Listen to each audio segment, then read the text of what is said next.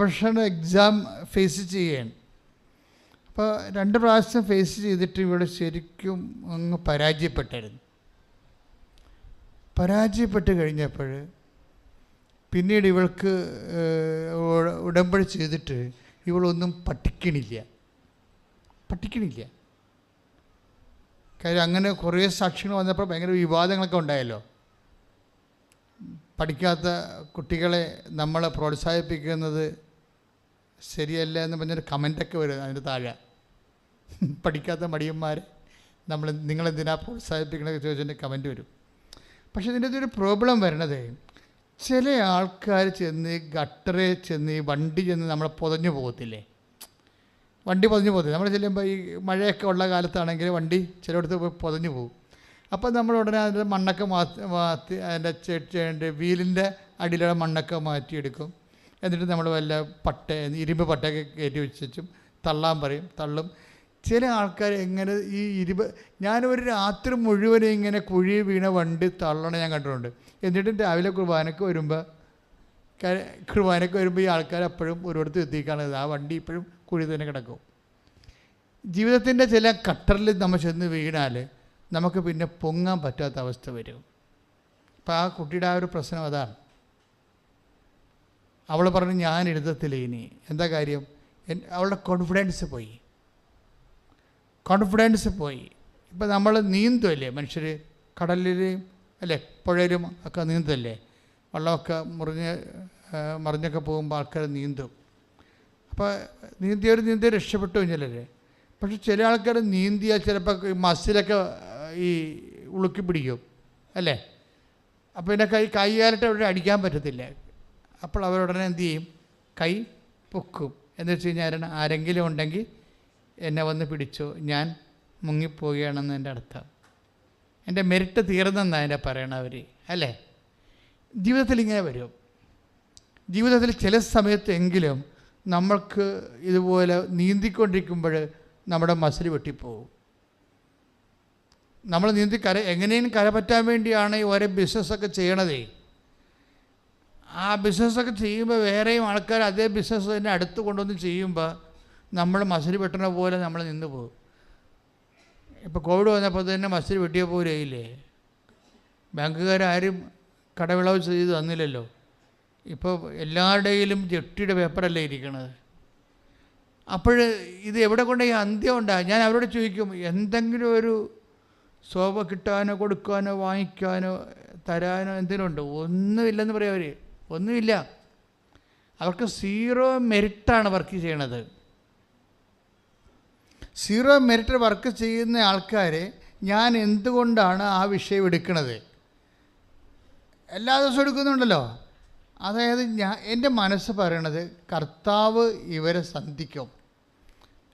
ചിലപ്പോൾ ഇപ്പോഴും നമുക്കവർക്ക് പറഞ്ഞു കൊടുക്കാൻ ചിലപ്പോൾ നമ്മുടെ കയ്യിലൊന്നും ഉണ്ടാവത്തില്ല. പക്ഷേ പോകുന്ന വഴി സുഖം പ്രാപിക്കുന്നത് ഒരു സുവിശേഷത്തിൻ്റെ ഒരു പ്രക്രിയയാണ്. Take the word of God. ലൂക്ക 17:14. അവരെ കണ്ടപ്പോൾ അവൻ പറഞ്ഞു ഈശോ പറഞ്ഞെന്താ പറയണ? പോയി നിങ്ങളെ തന്നെ പുരോഹിതന്മാർക്ക് കാണിച്ചു കൊടുക്കുവിൻ. പോകും വഴി അവർ സുഖം പ്രാപിച്ചു. നീ കർത്താവിൻ്റെ തിരുസന്നിധിയിൽ കണ്ണീരിട്ട് പോകുമ്പോഴേ ആ പോകുന്ന വഴിക്ക് കർത്താവ് നിൻ്റെ പുതിയ വാതിൽ തുറന്നു തരും. നീ ഒരിക്കലും ചിന്തിക്കാത്ത വാതിലെ തുറന്നു തരും. ഇത്രയും കാര്യം എന്താണ്? അപ്പോൾ മദ്രാസിൽ നിന്ന് വന്ന ഒരു മനുഷ്യൻ്റെ സാക്ഷ്യം ആണ് ഞാനിപ്പോൾ പറയുന്നതിൻ്റെ അർത്ഥം. അയാൾ ഇവിടെ നിന്ന് സാക്ഷ്യം എടുത്ത് അയാളുടെ കുഞ്ഞിൻ്റെ കാര്യമാണ്. വർഷങ്ങളായിട്ട് കുഞ്ഞുങ്ങളില്ലാതിരുന്നിട്ട് ഒരു കുഞ്ഞിനെ കിട്ടിയപ്പോൾ ആ കുഞ്ഞിന് സംഭവിച്ച ഒരു ദുരന്തമാണ്. അയാൾ ഇവിടെ നിന്ന് അദ്ദേഹത്തിൻ്റെ കസിൻ സിസ്റ്ററുമായിട്ട് ഇവിടെ വന്ന്, അന്ന് കോവിഡിനെ ഇവിടെ കയറ്റത്തില്ലായിരുന്നു. ജസ്റ്റ് 15 മിനിറ്റ് അയാൾക്കൊരു അനുവാദം, അയാളുടെ അവസ്ഥ കണ്ടപ്പോൾ 15 മിനിറ്റ് അനുവാദം കൊടുത്ത് ഗേറ്റ് തുറന്ന് 15 മിനിറ്റ് അയാൾ അമ്മടുത്ത് നിന്നിട്ട് അയാൾ പുറത്തിറങ്ങി ഗേറ്റ് അടച്ച്. അന്നത്തെ കാര്യം പോലീസ് ഇവിടെ ആൾക്കാരെ അടിച്ചൊരു ദിവസം ഉണ്ടായിരുന്നു. ആ ഒരു കാലം ഉണ്ടായിരുന്നു. കാര്യം ആൾക്കാർ കൂടി നിന്നിട്ട് SP കണ്ടിട്ട് CA വിളിച്ച് പറഞ്ഞു, CA ഇവിടെ വന്ന് ലാത്തിച്ചാത്ത് കണക്കുകയാണ്. ആ CA കഴിഞ്ഞ ദിവസം ഇവിടെ വന്നിട്ടുണ്ടായിരുന്നു. ഒരു കാലമായിരുന്നത്. ഞാനതിനെക്കുറിച്ച് അമ്മയോട് മാത്രമേ കംപ്ലൈൻറ്റ് ചെയ്തുള്ളൂ. പക്ഷെ ഒരാഴ്ച കഴിഞ്ഞപ്പോൾ അത് മനുഷ്യൻ വന്ന് അപ്പീസായി.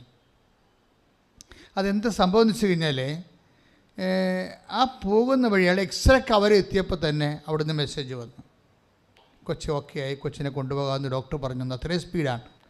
ഈ സാധാരണ ഒരു വിശ്വാസി ഒരു ദൈവമായിട്ടുള്ള ഒരു ഏർപ്പാടിന് വരുമ്പോൾ അവരെ ഇൻവെസ്റ്റ് ചെയ്യണത് ഒന്ന് ഫെയ്ത്ത് നമുക്ക് വിശ്വാസം എല്ലാവർക്കും ഉണ്ട്. പക്ഷെ ഉടമ്പടിയിലെ ആ ഫെയ്ത്ത് വർക്ക് ചെയ്യത്തില്ല. പെർസ്വറിങ് ഫെയ്ത്താണ് ഉടമ്പടി വർക്ക് ചെയ്യണത്. അന്ന് ഫിഡലിറ്റി എന്ന് പറയും. അതെപ്പോഴും ശ്രദ്ധിക്കണം. ഇതൊരു ഉടമ്പടി ഒരു ടെക്നിക്കൽ പ്രോജക്റ്റാണ്. നമ്മൾ ചുമ്മാ വാവ യേശുനാഥ എന്ന് പറഞ്ഞ വന്ന കേസല്ലത്. അതങ്ങനെ ആർക്കും പറയാം. ഇതിൻ്റേതായിട്ടുള്ള കുറച്ച് ദൈവമായിട്ട് ഇടപെടുമ്പോൾ എപ്പോഴും നമ്മൾ ശ്രദ്ധിക്കേണ്ടത്, നമ്മൾ 3 കാര്യങ്ങളിൽ നമ്മൾ ഉറപ്പ് വരുത്തണം. ഒന്ന്, എനിക്ക് ഫെയ്ത്ത് ഉണ്ടോ എന്ന് വെച്ച് കഴിഞ്ഞാൽ, ഉടമ്പടിയിൽ സാധാരണ ഫെയ്ത്ത് ഇങ്ങനെ വിട്ട് പിടിക്കുന്ന ഫെയ്ത്താണ്.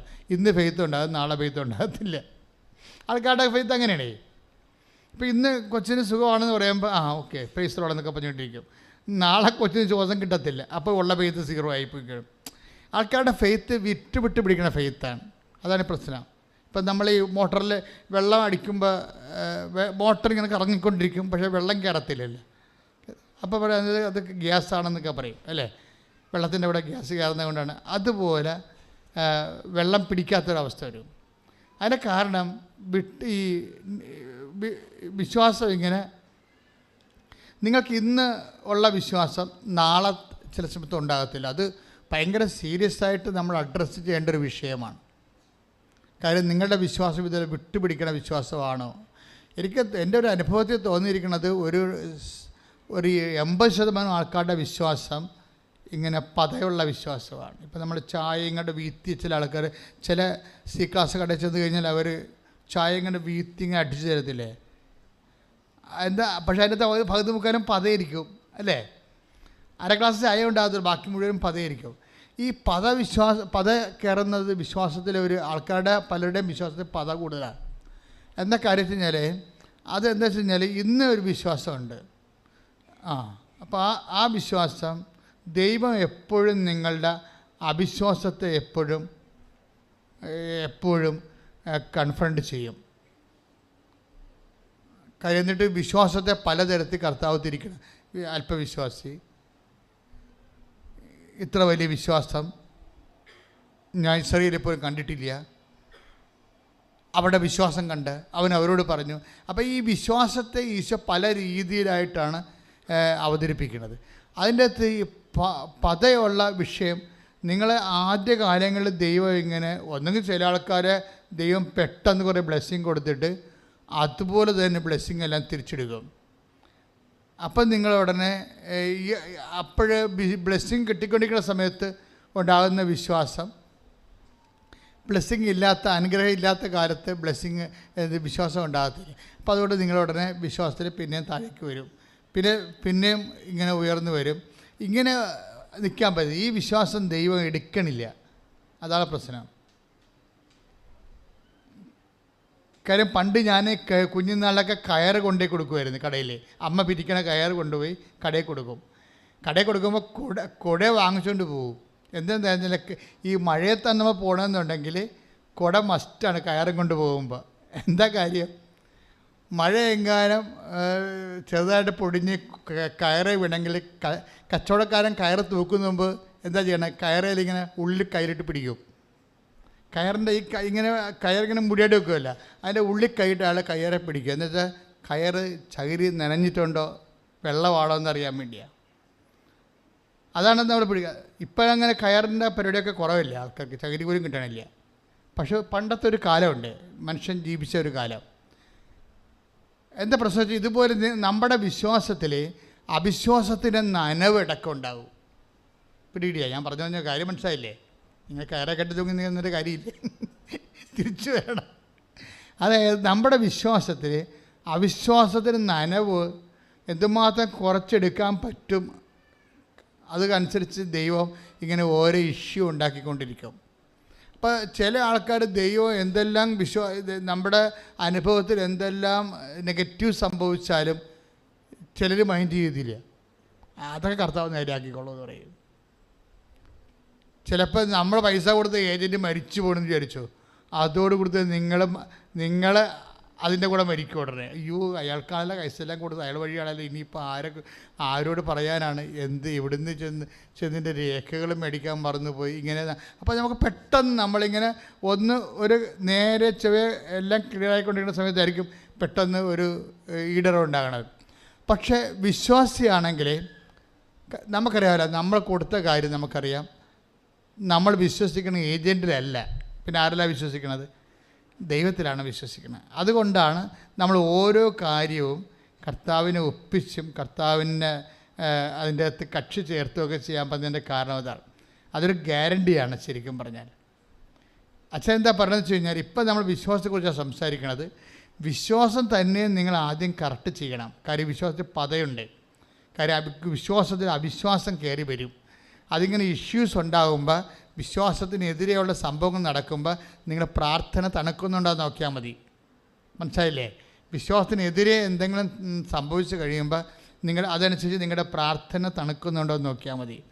തണുക്കുന്നുണ്ടെങ്കിൽ അർത്ഥം വിശ്വാസത്തിൽ പതയുണ്ട്. വിശ്വാസവും അവിശ്വാസവും ഒരുമിച്ച് കിടക്കുകയാണ്. അപ്പോൾ ഇത് അഡ്രസ്സ് ചെയ്യപ്പെടത്തില്ല. അത് വളരെ ശ്രദ്ധിക്കേണ്ട കാര്യമാണ്. അപ്പം അതുകൊണ്ട് നിങ്ങൾ എന്ത് ചെയ്യണം?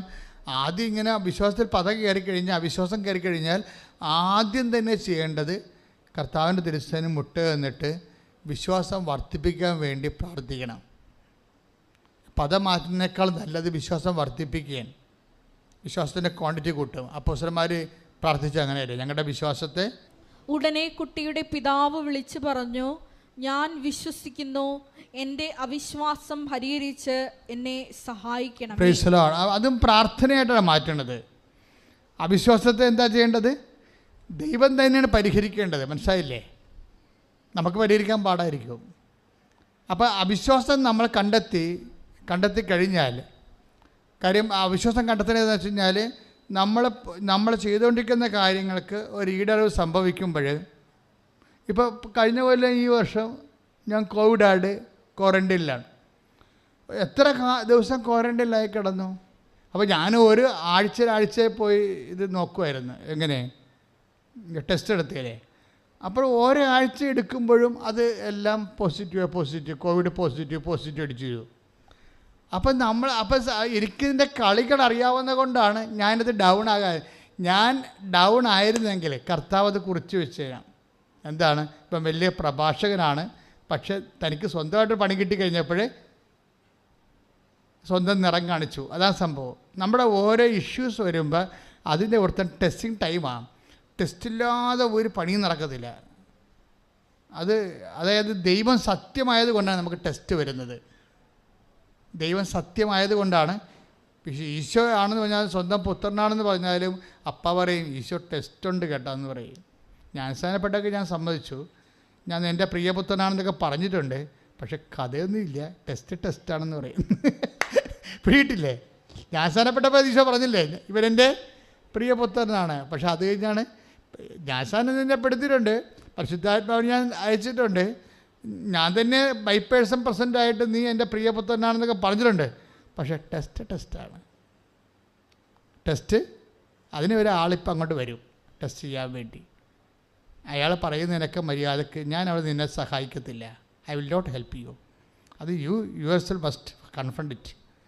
നീ തന്നെ അതിന് മറുപടി പറയണം. അപ്പം നമ്മൾ തന്നെ മറുപടി പറയേണ്ട കുറച്ച് കാര്യങ്ങൾ കർത്താവ് കൊണ്ടുവരും. ഈശോ തന്നെ മറുപടി പറഞ്ഞത്, കല്ലുകളോട് അപ്പമാകാൻ പറഞ്ഞപ്പോൾ നിനക്ക് വിശക്കണില്ലേ? നിന്നെ ഇങ്ങനെ കോലം കെട്ട് കഴിഞ്ഞാൽ, പട്ടിണി നിന്ന് കോലം കെട്ട് കഴിഞ്ഞാൽ നിൻ്റെ അപ്പനെ സഹിക്കുക, നീ കുറിച്ച് കയറണമെങ്കിൽ തന്നെ നിനക്ക് ശരീരം വേണ്ടേ എന്നൊക്കെ പറഞ്ഞ് പിശാച് അവനെ ശരിക്കും അങ്ങോട്ട് സുഖിപ്പിക്കും. അപ്പോഴേ കർത്താവ് പറയും, മനുഷ്യൻ അപ്പം കൊണ്ട് മാത്രമല്ല ജീവിക്കേണ്ടത്. ആ ടെസ്റ്റാണ്.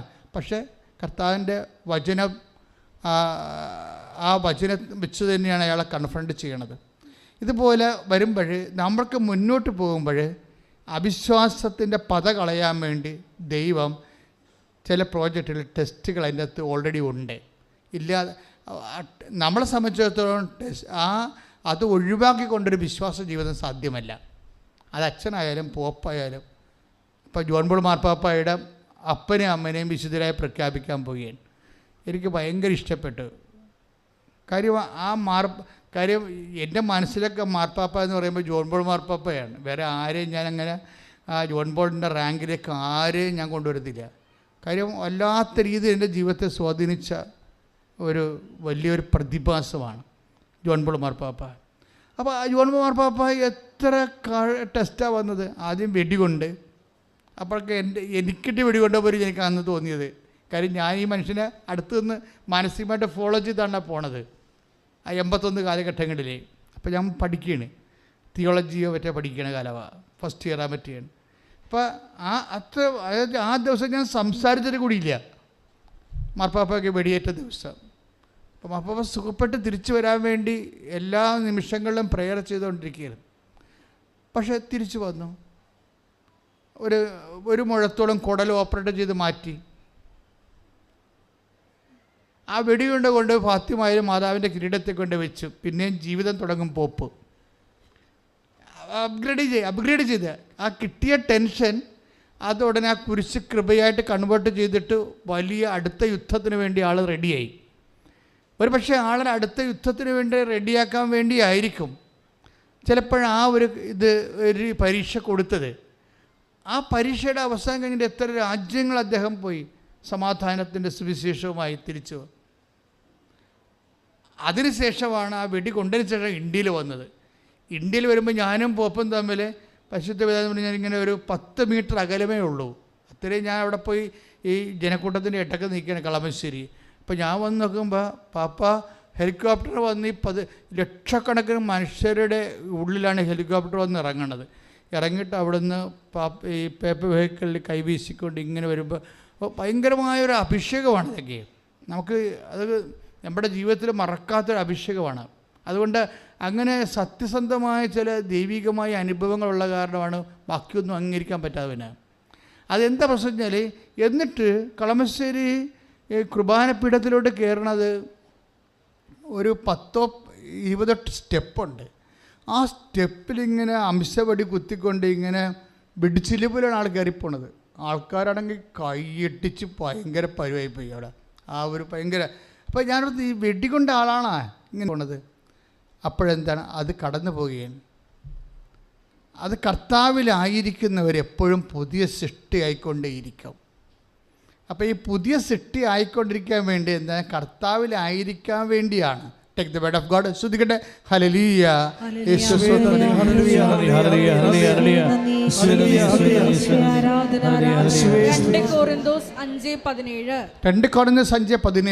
ക്രിസ്തുവിലായിരിക്കുന്നവൻ ഒന്ന് പറഞ്ഞേ. ക്രിസ്തുവിലായിരിക്കുന്നവൻ പുതിയ സൃഷ്ടിയാണ്.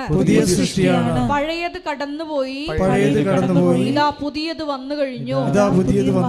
അപ്പോൾ ഈ പഴയത് കടന്നു പോവുകയും പുതിയത് വരികയും ചെയ്യുന്ന ട്രാൻസിഷൻ പീരീഡില്ലേ, അവിടെയാണ് ഇതുപോലെ ട്രബിൾസ് സംഭവിക്കുന്നത്. You got A point. നമുക്ക് എന്തെങ്കിലും ട്രാൻസിഷൻ അതായത് പഴയത് കടന്നു പോവുകയും പുതിയത് വരും. പഴയ വിശ്വാസം കടന്നു പോയിട്ട് പുതിയ വിശ്വാസം വരും, ശക്തമായ വിശ്വാസം. പഴയ ദൈവസ്നേഹം കടന്നു പോയിട്ട് പുതിയ ദൈവസ്നേഹം വരും. പഴയ പ്രത്യാശ കടന്നു പോയിട്ട് പുതിയ പ്രത്യാശ വരും. അപ്പോൾ പഴയത് കടന്നു പോവുകയും പുതിയത് കടന്നു വരികയും ചെയ്യും. അതിനാണ് ഈ ട്രബിൾസ് വരുന്നതിൻ്റെ കാരണം. ഈ ട്രബിൾസിനെ നമ്മൾ അഭിമുഖീകരിക്കുന്നത് സുവിശേഷവിഹിതമായ പ്രത്യാശയോടെ, സ്നേഹത്തോടെ, അതുപോലെ തന്നെ വിശ്വാസത്തോടെയാണ്. അപ്പോൾ എന്തിനാണ് ക്രിസ്തുവിലായിരിക്കുന്നവൻ പുതിയ സൃഷ്ടിയാണെന്ന് വെച്ചാൽ അവൻ്റെ വിശ്വാസം ഓരോ സമയത്തും പുതുതായിട്ട് കൊണ്ടിരിക്കും, അവൻ്റെ ദൈവസ്നേഹം പുതുതായിക്കൊണ്ടിരിക്കും, അവൻ്റെ പ്രത്യാശ പുതുതായിക്കൊണ്ടിരിക്കും. ഈ പുതിയത് എന്ന് പറയണത് ശരിക്കും ക്രിസ്തുവിൽ നിങ്ങളായിരിക്കുന്നതിൻ്റെ അടയാളവും അതിൻ്റെ പിന്നാമ്പുറമെന്ന് പറയണത് ഇതുപോലെയുള്ള വ്യഥകൾ അതിജീവിക്കാനുള്ള ഒരു അവസ്ഥയുമാണ്. എപ്പോഴെങ്കിലും ഒരു വ്യഥ വരുമ്പോൾ ഓർക്കുക, നിങ്ങളെ പുതിയ സൃഷ്ടിയാക്കാനും ക്രിസ്തുവിലായിരിക്കാനും ദൈവം നിങ്ങളെ അനുഗ്രഹിക്കുന്നു. കൈയിടിച്ച് കർത്താവിനെ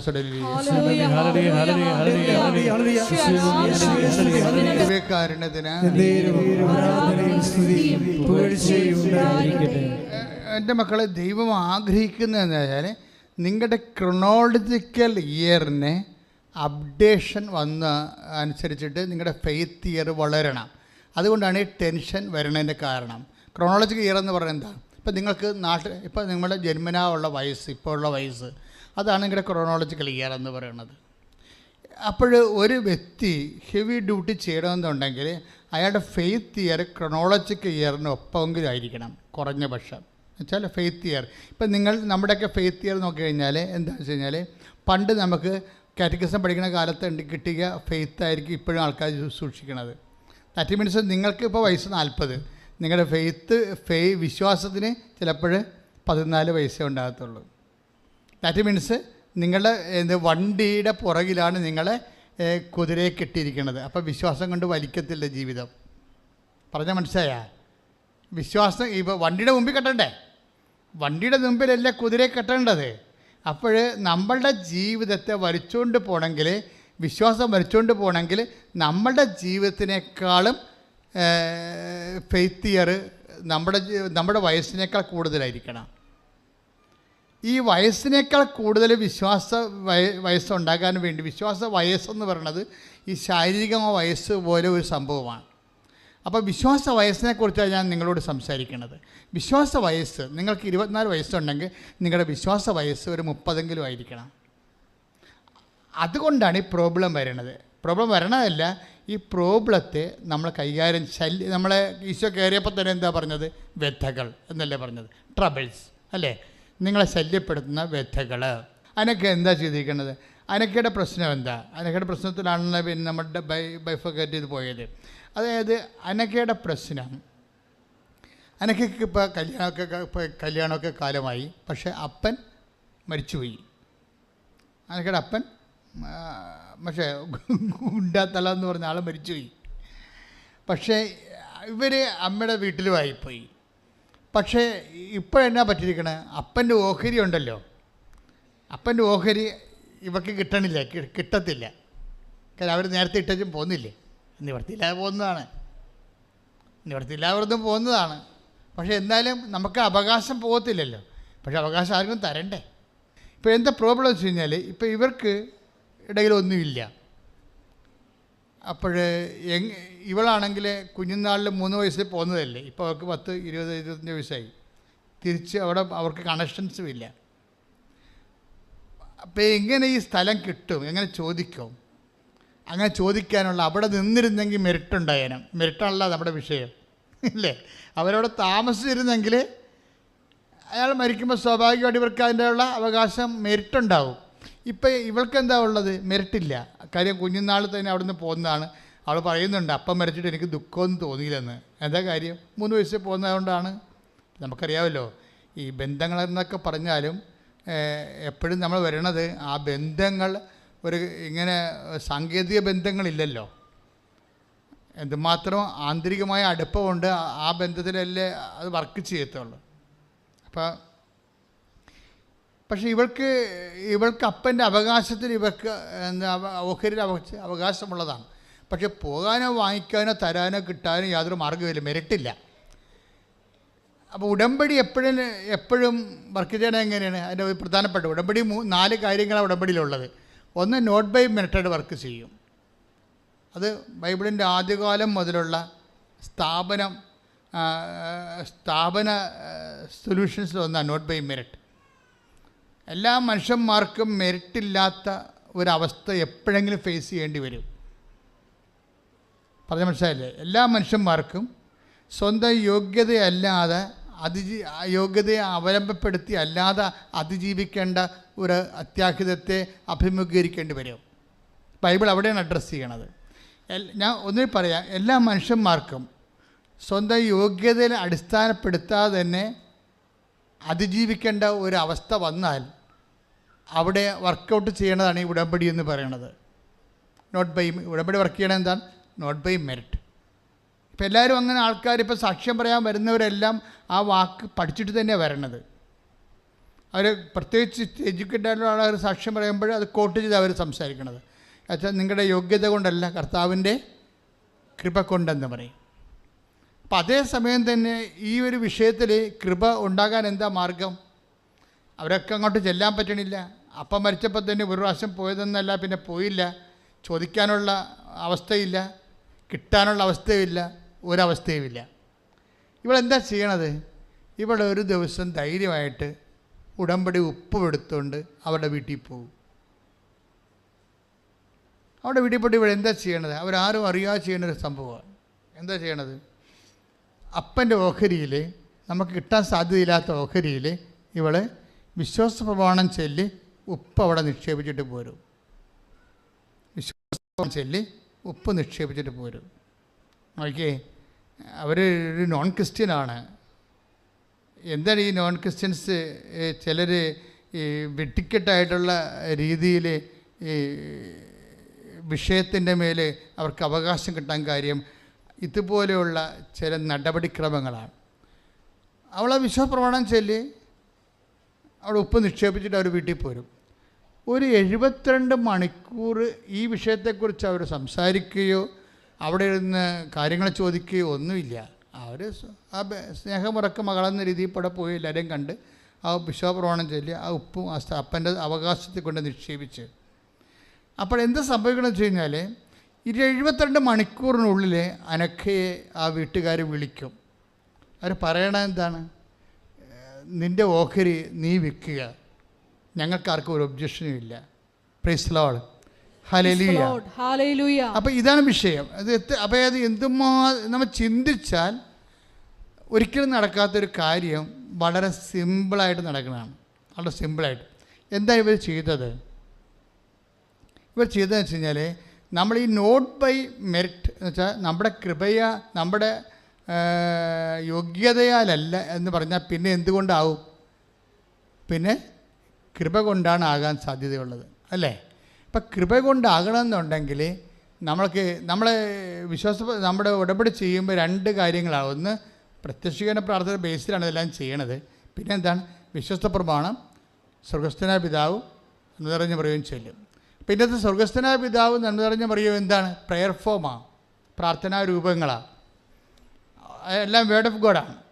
അതിലെല്ലാം വേർഡ് ഓഫ് ഗോഡുണ്ട്. കർത്താവിൻ്റെ വചനങ്ങളുണ്ട്. സ്വർഗസ്ഥനായ പിതാവിൽ 6 വചനങ്ങളുണ്ട്, ദൈവവചനങ്ങളുണ്ട്. നന്മ നിറഞ്ഞ മറിയത്തിൽ 5 വചനങ്ങളുണ്ട്, ദൈവവചനങ്ങൾ. അപ്പോൾ അത് റെക്കോർഡ് ചെയ്ത് അതുകൊണ്ടാണ് ദൈവവചനം തന്നെയാണ് പ്രാർത്ഥിക്കണത്, അല്ലാതെ നമ്മുടെ അവിടെ മനുഷ്യൻ്റെ വചനങ്ങളൊന്നുമല്ല. അപ്പോൾ ഈ സ്വർഗസ്ഥനായ പിതാവ് നമ്മൾ അവസാനമാണ് പ്രാർത്ഥിക്കുന്നത്. ആദ്യം നമ്മൾ ചെയ്യണത് എന്താണ്? നമ്മൾ ചെയ്യണത് വിശ്വാസ പ്രമാണമാണ്. വിശ്വാസ പ്രമാണത്തിലാണ് merit, not by merit but by grace work ചെയ്യണം. അത് പ്രാർത്ഥനയല്ല. ഇത് തമ്മിൽ നമ്മൾ അറിയണം.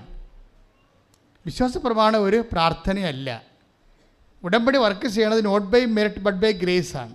നിൻ്റെ കഴിവ്, നിൻ്റെ യോഗ്യത കൊണ്ടല്ല, ദൈവത്തിൻ്റെ കൃപ കൊണ്ട്. പക്ഷേ കൃപ ടാപ്പ് ചെയ്യുന്നതും കൃപ ആർജിക്കുന്നതും പ്രാർത്ഥന കൊണ്ടല്ല. പ്രാർത്ഥന കൊണ്ട് നടക്കുന്നത് ബ്ലെസ്സിങ്സാണ്, കൃപയല്ല. തമ്മിൽ തിരിച്ചറിയണം. പ്രാർത്ഥന കൊണ്ട് നടക്കുന്നത് ഇപ്പോൾ അന്നു വേണ്ട ആഹാരം ഇന്ന് ഞങ്ങൾക്ക് തരണമേ, അല്ലേ? അതെന്താണ്? പ്രാർത്ഥനയല്ലേ? അതിലെന്താ കേട്ടോ? നമുക്ക് ജോലി കിട്ടണത് അത് ബ്ലെസ്സിങ്സാണ്. ബ്ലെസ്സിങ്, അനുഗ്രഹം. എന്ന് വെച്ചാൽ ഫിസിക്കൽ ഫേവേഴ്സ്, ഭൗതികമായ ആനുകൂല്യങ്ങളാണ് അനുഗ്രഹങ്ങളെന്ന് പറയണത്. അത് കൃപയല്ല, കൃപയുടെ ഇഫക്റ്റാണ്. എപ്പോഴും പറയും. അപ്പോൾ അത് അഡ്രസ്സ് ചെയ്യണത് പ്രയറാണ്. ഇപ്പം നമ്മൾ പറഞ്ഞ് പറയുമ്പോൾ സ്വസ്തി എന്ന് പ്രാർത്ഥിക്കുമ്പോൾ പാപികളായ ഞങ്ങൾക്ക് വേണ്ടി ഇപ്പോഴും ഞങ്ങളുടെ മരണസമയത്തും, അല്ലേ? ഇപ്പോഴെന്ന് പറയണത് ഇപ്പോഴീ വർത്തമാനകാലത്തും പിന്നെ മരണസമയം, കർത്താവിൻ്റെ മരണസമയത്ത് അമ്മയാണ് ചങ്കുറപ്പോടുകൂടെ കൂടെ നിന്നത്. അതുകൊണ്ട് നമ്മുടെ അത്യാഹിത ഘട്ടങ്ങളിൽ അമ്മ നമ്മളെ കൂടെ നിൽക്കണമെന്നാണ് പറയണത്. ക്ലിയർ അല്ലേ? കർത്താവിൻ്റെ മരണസമയത്ത് അമ്മയാണ് ചങ്കുറപ്പോട് കൂടി. വേറെ ചേട്ടത്തിമാരൊക്കെ ഉണ്ടായിരുന്നേ, അത് അമ്മ നിന്നതുകൊണ്ടാണ്. അല്ലെങ്കിൽ അവർ ഓട്ടോറിക്ഷ പിടിച്ച് പോയേനും. വേറെ ചേട്ടത്തിമാരോട് ഉണ്ടായിരുന്നു, 4 പേരുണ്ടായിരുന്നു. അത് അമ്മ നിൽക്കുന്നത് കൊണ്ടാണ് അവരെ നിൽക്കണത്. അമ്മയുടെ ഒരു രീതി വെച്ചാൽ നിൽക്കുകയും ചെയ്യും, മറ്റുള്ളവരെ നിർത്തുകയും ചെയ്യും. അപ്പം അങ്ങനെ നിന്നത് കൊണ്ട് സഭ പ്രാർത്ഥിക്കുന്ന അമ്മയെ, ഈശോൻ്റെ മരണസമയത്ത് പോലും അമ്മയാണ് ചങ്കുറപ്പോടെ മുട്ട് വിറക്കാതെ അവിടെ നിന്നത്. അതുകൊണ്ട് ഞങ്ങളുടെ സങ്കടകാലത്ത് ഞങ്ങളുടെ കൂടെ നിൽക്കാൻ വേണ്ടി ഈശോ പറഞ്ഞിട്ടുണ്ട്. അത് ഇതാ നിൻ്റെ അമ്മയെന്ന് പറഞ്ഞില്ലേ? ഇതാ നിൻ്റെ അമ്മയെന്ന് പറഞ്ഞപ്പോൾ നമ്മുടെ എല്ലാ സങ്കടകാലങ്ങളിലും അമ്മ നമ്മുടെ കൂടെ നിൽക്കാൻ വേണ്ടി അമ്മയെ ഈശോ ചാർജ് ചെയ്തിരിക്കുകയാണ്. എത്ര പേരാണ് ഇപ്പോൾ കഴിഞ്ഞ ദിവസം ഒരു സാക്ഷ്യമുണ്ട്. ആ സാക്ഷ്യം ആരുടെയാണ്? ആൻസി തൃശ്ശൂർ, പുതുക്കാട് തൃശ്ശൂരുള്ള ആൻസിയുടെ സാക്ഷ്യത. ആൻസിയുടെ ബ്രസ്റ്റ് വെറുതെ ഇങ്ങനെ വളർന്ന് തന്നെ വീർത്തിട്ടേ പഴുപ്പടിച്ച്. അപ്പോൾ ഇവളാണെങ്കിൽ ഡോക്ടറുടെ അടുത്ത് പോകാതിരിക്കുക. കാര്യം ഡോക്ടറുടെ അടുത്ത് പോയി കഴിഞ്ഞാൽ ഇത് ക്യാൻസർ ആണെന്ന് പറഞ്ഞാൽ 2 പുസ്തകം എടുത്ത് അരിഞ്ഞ് കളയണ്ടേ. അപ്പോൾ അവൾ അതിനെക്കുറിച്ച് ചിന്തിച്ചിട്ട് കൂടിയില്ല. അപ്പോഴവിടെ ചെറുപ്പക്കാരത്തിയാണ്. അപ്പോൾ അതുകൊണ്ട് അവൾക്ക് ഭയങ്കരമായ സംഘർഷമാണ്, വല്ലാത്ത സംഘർഷം. അപ്പോൾ ഇത് ഇതിനെക്കുറിച്ച് ഈ രോഗം എന്താണെന്ന് ഡോക്ടർ പറയുന്നുണ്ടെങ്കിൽ ഡോക്ടർ പറഞ്ഞു ഇതിന് മെഡിസിൻ ഇല്ല, ട്രീറ്റ്മെൻറ്റും ഇല്ലെന്ന് പറയുന്നുണ്ട്. ട്രീറ്റ്മെൻറ്റും ഇല്ല, മെഡിസിനും ഇല്ലെന്ന് പറയും. അപ്പം മെഡിസിനും ട്രീറ്റ്മെൻറ്റും ഇല്ലാത്ത രോഗങ്ങൾ ഈ ലോകത്തുണ്ട്, ഇപ്പോഴും ഉണ്ട്. ദാറ്റ് മീൻസ് മെഡിസിൻ ഇല്ല, ട്രീറ്റ്മെൻറ്റ് ഇല്ല എന്ന് പറഞ്ഞാൽ മെറിറ്റില്ലെന്നാണ് നമ്മുടെ ഉടമ്പടി ഭാഷ പറയണത്. മനസ്സിലായേ? നോട്ട് ബൈ മെറിറ്റ് എന്നാണ്. അപ്പം പിന്നെന്താ വർക്ക് ചെയ്യണത്? ഗ്രേസാണ് വർക്ക് ചെയ്യേണ്ടത്. ക്ലിയർ അല്ലേ? അപ്പോൾ ആൻസി ഇവിടെ വന്ന് അമ്മയാണ് ഉടമ്പടി എടുത്തത്. അവളുടെ ഉടമ്പടി എടുത്തതിൽ ഇപ്പോൾ വർക്ക് ചെയ്ത് പോകണം. ഇവക്ക് ഉടമ്പടിയോട് യാതൊരു ബന്ധവുമില്ല.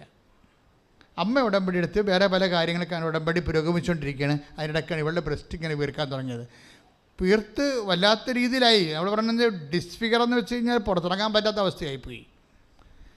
അവസാനം ഇതിന് മരുന്നുമില്ലെന്ന് കേട്ടപ്പോൾ അതിനേക്കാൾ ഭയങ്കര സങ്കടം. പഴുപ്പ് കയറി മുഴുവൻ പഴുപ്പാണ് ഈ ബ്രസ്റ്റ് ചെയ്തിരിക്കുന്നത്. അപ്പോൾ ഇവിടെ വന്ന് അവളുടെ അമ്മയുടെ ഉടമ്പടിയിൽ അവൾ ചീട്ട് വാങ്ങിച്ച് അമ്മയും മകളും കൂടി വന്നു. അപ്പോൾ ഞാനെന്താ ചെയ്യണത്? ഞാൻ ഇതിനെക്കുറിച്ച് എനിക്ക് യാതൊരു വിധ. അപ്പോൾ അവൾ പറഞ്ഞ് മരുന്നില്ല എന്നൊക്കെ പറഞ്ഞപ്പോൾ ഞാനത് മൈൻഡ് ചെയ്യണില്ല. എന്താ കാര്യം? നമുക്കത് മൈൻഡ് ചെയ്യേണ്ട കാര്യമില്ല. കാര്യം ഉടമ്പടി വർക്ക് ചെയ്യണത് നോട്ട് ബൈ മെറിറ്റിലാണ്, അല്ലേ? Not by merit but by grace. അതായത് കർത്താവിൻ്റെ നമ്മുടെ യോഗ്യത കൊണ്ടല്ല, കർത്താവിൻ്റെ കൃപ കൊണ്ടാണ്. അപ്പോൾ പിന്നെ മെഡിസിൻ ഇല്ലെന്ന് പറഞ്ഞാൽ പിന്നെ കൃപയല്ല വർക്ക് ചെയ്യത്തുള്ളൂ, അത് വേറെ ഒന്നുമില്ല. അപ്പോൾ ഞാൻ പറഞ്ഞ മോളെ ഇതൊരു പ്രശ്നമില്ല. സൈത്ത് കൈ കൊടുത്ത് ഞാൻ അവൾക്ക് വേണ്ടി ഒരു പ്രേയർ അവളുടെ ശിരസ് കൈവച്ച് പ്രാർത്ഥിച്ച് പറയും. അവൾ ബാത്റൂമിൽ പോയിട്ട് തന്നെത്താൻ ഒരു കുരിശ് വരച്ചേക്കാൻ പറയും. അവൾ ആ സൈത്ത് കൊണ്ട് ബ്രസ്റ്റിൽ ഇങ്ങനെ വീർത്ത ബ്രസ്റ്റിൽ വിങ്ങിയ ബ്രസ്റ്റിൽ ഒരു കുരിശ് വരക്കും. അങ്ങനെ കുരിശ് വരച്ചുകൊണ്ടിരിക്കുന്ന ആ സെക്കൻഡ് ടൈമിൽ ബ്രസ്റ്റ് പൊട്ടും.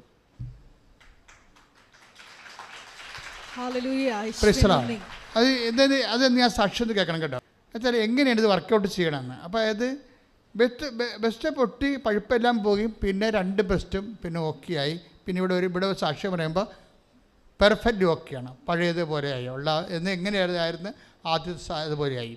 അപ്പോൾ ഇതൊക്കെ എല്ലാം ഇത് നോട്ട് ബൈ മെറിറ്റ് ആയിട്ടുള്ള വിഷയമാണ്. അപ്പോൾ എന്ത് ചെയ്യും? But by grace. ആൻസി എന്താണ് ചെയ്തത്? അവിടെ സൈത്ത് എടുത്തിട്ട് വിശ്വാസ പ്രമാണം ചൊല്ലിയാണ് കുരിശ് ഇടുന്നത്. അവിടെയാണ് വിഷയം. വിശ്വാസ പ്രമാണം എന്താണ്?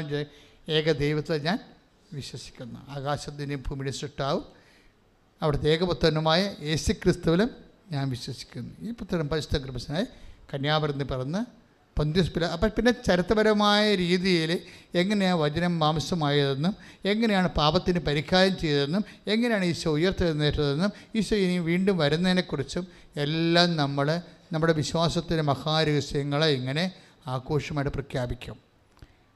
എന്തിനാണ്? മെറിറ്റിന് പകരം ചെയ്യണത്. ഗ്രേസ് ഉൽപ്പാദിപ്പിക്കാൻ വേണ്ടി ചെയ്യണതാണ്. എന്താ കാര്യം വെച്ചാൽ ഗ്രേസ്. അപ്പോൾ നിങ്ങളൊക്കെ വിശ്വാസ പ്രമാണം ചെല്ലുമ്പോൾ എങ്ങനെ ഗ്രേസ് വരുന്നത്? അതായത് വിശ്വാസ പ്രമാണം ഗ്രേസിൻ്റെ ഒരു ഫോർമുലയാണ്. ഗ്രേസ് ദൈവത്തിൻ്റെ പ്രസാദത്തിനാണ് ഗ്രേസ് എന്ന് പറയണത്. നമുക്ക് പലപ്പോഴും ശക്തിയായിട്ടാണ് അത് അനുഭവപ്പെടുന്നത്. ശക്തിയുടെ ഇഫക്റ്റാണ് ബ്ലെസ്സിങ്സ് എന്ന് പറയുന്നത്. അപ്പോൾ നമുക്ക് പവർ നഷ്ടപ്പെട്ടു പോകുമ്പോൾ നമുക്ക് വേണ്ടത് അനുഗ്രഹമല്ല വേണ്ടത്, പവർ തന്നെ വേണ്ടത്. അതിനാണ് നമ്മൾക്ക് എവിടെയെങ്കിലും നിങ്ങൾക്ക് മനസ്സ് ഡൗൺ ആയാൽ അപ്പോൾ വിശ്വാസ പ്രമാണമാണ് ചെല്ലേണ്ടത്. പറഞ്ഞ മനസ്സിലായില്ലേ? മനസ്സ് ഡൗൺ ആയി കഴിഞ്ഞാൽ എൻ്റെ അർത്ഥം എന്താണ്? നിങ്ങൾക്ക് പവർ നഷ്ടപ്പെടുന്ന ഡീപ്പ് പവർ ആയിപ്പോയി. നിങ്ങൾ ഡീപ്പ് പവർ ആയി കഴിഞ്ഞാൽ ഉടനെ ഓട്ടോമാറ്റിക്കായിട്ട് വിശ്വാസ പ്രമാണം ചെല്ലണം. ഈ വിശ്വാസ പ്രമാണം ചെല്ലുമ്പോൾ അറിഞ്ഞ് ചെല്ലണം. എന്താ കാര്യം? യേശു കർത്താവാണ് എന്നാണ് പറയണത്. ഇപ്പോൾ വൈദ്യശാസ്ത്രം അത് മെഡിസിൻ ഇല്ല എന്ന് പറഞ്ഞ് മെഡിസിൻ ഇല്ല, ട്രീറ്റ്മെൻറ്റും ഇല്ല എന്ന് പറയുമ്പോൾ വൈദ്യശാസ്ത്രം അതാണ്. അപ്പോൾ ഇവിടെ എന്താ പറയുന്നത്? വൈദ്യശാസ്ത്രമല്ല കർത്താവ്, യേശുവാണ് കർത്താവ്. വിശ്വസിക്കുന്നവരെ ഇപ്പം ദൈവം അവനെ മരിച്ചവെന്ന് ഉയർപ്പിച്ചെന്ന് ഹൃദയത്തിൽ വിശ്വസിക്കുന്ന. അപ്പോൾ വിശ്വസിക്കുമ്പോൾ എന്ത് സംഭവിക്കണം? നമ്മുടെ എല്ലാ ഉടമ്പടിയിലുള്ള എല്ലാ ചെയ്വനകളും ചെയ്ത്ത് നമ്മൾ ഓരോ ചെല്ലുകയല്ലല്ല ചെയ്യുകയല്ല ചെയ്യണത്. ഈ ചെയ്യണതെല്ലാം വിശ്വാസ പ്രഖ്യാപനമാണ്. അതാണ് ഗ്രേസ് കിട്ടാൻ കാര്യം. അതാണ് നമ്മൾ ചെയ്യുന്ന ഓരോ കാര്യങ്ങളും നമ്മളെ ശക്തിപ്പെടുത്തിക്കൊണ്ടിരിക്കും. നിങ്ങൾ രോഗികളെ കാണുന്നു, അവർക്ക് ആഹാരം കൊടുക്കുന്നു. ഇപ്പം നമ്മൾ തുടങ്ങി, ഇപ്പോൾ ഒരു ആംബുലൻസ് വാങ്ങിച്ചിട്ട് നമ്മളിപ്പോൾ രോഗികൾക്ക് കൊണ്ടുപോയി വസ്ത്രം കൊടുക്കുകയാണ്. ഇപ്പോൾ രോഗികൾക്ക് ഒരു പ്രാവശ്യം കൊടുത്തു കഴിഞ്ഞപ്പോൾ തന്നെ നമുക്ക് മനസ്സിലായി അത് കുറച്ചുകൂടി സിസ്റ്റമാറ്റിക്കായിട്ട് ചെയ്യേണ്ടതാണ്. കാര്യം അനർഹരായിട്ടുള്ള ആൾക്കാർ അത് വാങ്ങിച്ചുകൊണ്ട് പോയിട്ടുണ്ട്. അത് ഞങ്ങളുടെ ശ്രദ്ധയിൽപ്പെട്ട് നമ്മളത് കൊണ്ടുപോയി നമ്മൾ ഓരോ വില്ലേജിലാണ് നമ്മൾ പോണത്. അപ്പോൾ ഓരോ ഗ്രാമങ്ങളിൽ ചെല്ലുമ്പോൾ അവിടെ വരുന്ന ആൾക്കാർ അനർഹരായിട്ടുള്ളവരാണ്. അവർ അർഹരാണോ അനർഹരാണോ നമുക്ക് പറയാൻ പറ്റത്തില്ല. അപ്പം അതുകൊണ്ട് നമ്മളതിന് സിസ്റ്റം മാറ്റാൻ പോയി. പക്ഷേ ഇപ്പോൾ നമ്മൾ എടുത്തിരിക്കുന്നത് ആതുരാലയങ്ങളും അനാഥാലയങ്ങളും ഉള്ളവർക്ക് അവർക്കിവിടെ വന്ന് നമ്മുടെ കളക്ഷൻ നോക്കാം. അവർക്ക് ആവശ്യം എന്താണെന്ന് നോക്കിയിട്ട് അവർക്ക് ഞങ്ങളവിടെ പോയി ആതുരാലയം പോയി കണ്ട് പരിശോധിച്ചിട്ട് അവർക്ക് ഓരോ വ്യക്തികൾക്ക് ആവശ്യമുള്ള സംഭവങ്ങൾ ഇവിടെ വന്ന് കൊണ്ടുപോകാൻ പറ്റിയ സംവിധാനമാണ്. അതിപ്പോൾ കൊണ്ടുപോകേണ്ട കാര്യമില്ല, ഞങ്ങൾ ആംബുലൻസെ കൊണ്ടുവന്ന് എത്തിച്ചു തരും. അതെന്ത് സംബന്ധിച്ച് ഇതുപോലെ നിങ്ങൾ ചെയ്യണ പോലെ പാരലായിട്ട് കൃപാസനത്തിലും ഈ മിഷൻ ചെയ്യാൻ ഈ മിഷൻ ചെയ്യുമ്പോൾ പ്രാർത്ഥിച്ചാണ് ചെയ്യണത്. അത് ഈ ജപമാല എന്തുകൊണ്ടാണ് പ്രാർത്ഥിക്കണമെന്ന് വെച്ചാൽ ജപമാലയിൽ ഇതെല്ലാം ഉണ്ട്. വിശ്വാസപ്രമാണമുണ്ട്, സ്വർഗസ്ഥനായ പിതാവുണ്ട്, നന്മറിഞ്ഞവരെയുണ്ട്. നമ്മളെ ബലപ്പെടുത്തുകയും അനുഗ്രഹിക്കപ്പെടുത്തുകയും ചെയ്യുന്ന എല്ലാം ഈ ജപമാലയിൽ ഭയങ്കര, അതായത് അതിന് ഒപ്പം ഒരു പ്രെയർ ഇല്ല. അതാണ് സംഭവം. അപ്പം ജപമാല ചൊല്ലിയാണ് നിങ്ങൾ എല്ലാ ഈ ജോലികൾ ചെയ്യേണ്ടത്, പ്രേക്ഷിത ജോലികളെല്ലാം ചെയ്യേണ്ടത് അങ്ങനെയാണ്. പക്ഷെ അതിൽ നിന്ന് വരാൻ പോകുന്നതെന്ന് വെച്ചാൽ നമ്മൾക്ക് ഒരു ഗ്യാരണ്ടിയാണ്. എന്താ ഗ്യാരണ്ടി? എല്ലാത്തിനും ഒരു ഗ്യാരണ്ടി വേണ്ടേ? 2 Patros 1:10 എടുത്തവനെ സ്തുതിക്കട്ടെ. ഹല്ലേലൂയ, യേശുവേ സ്തുതി, ഹല്ലേലൂയ, ഹല്ലേലൂയ. 2 Patros 1:10.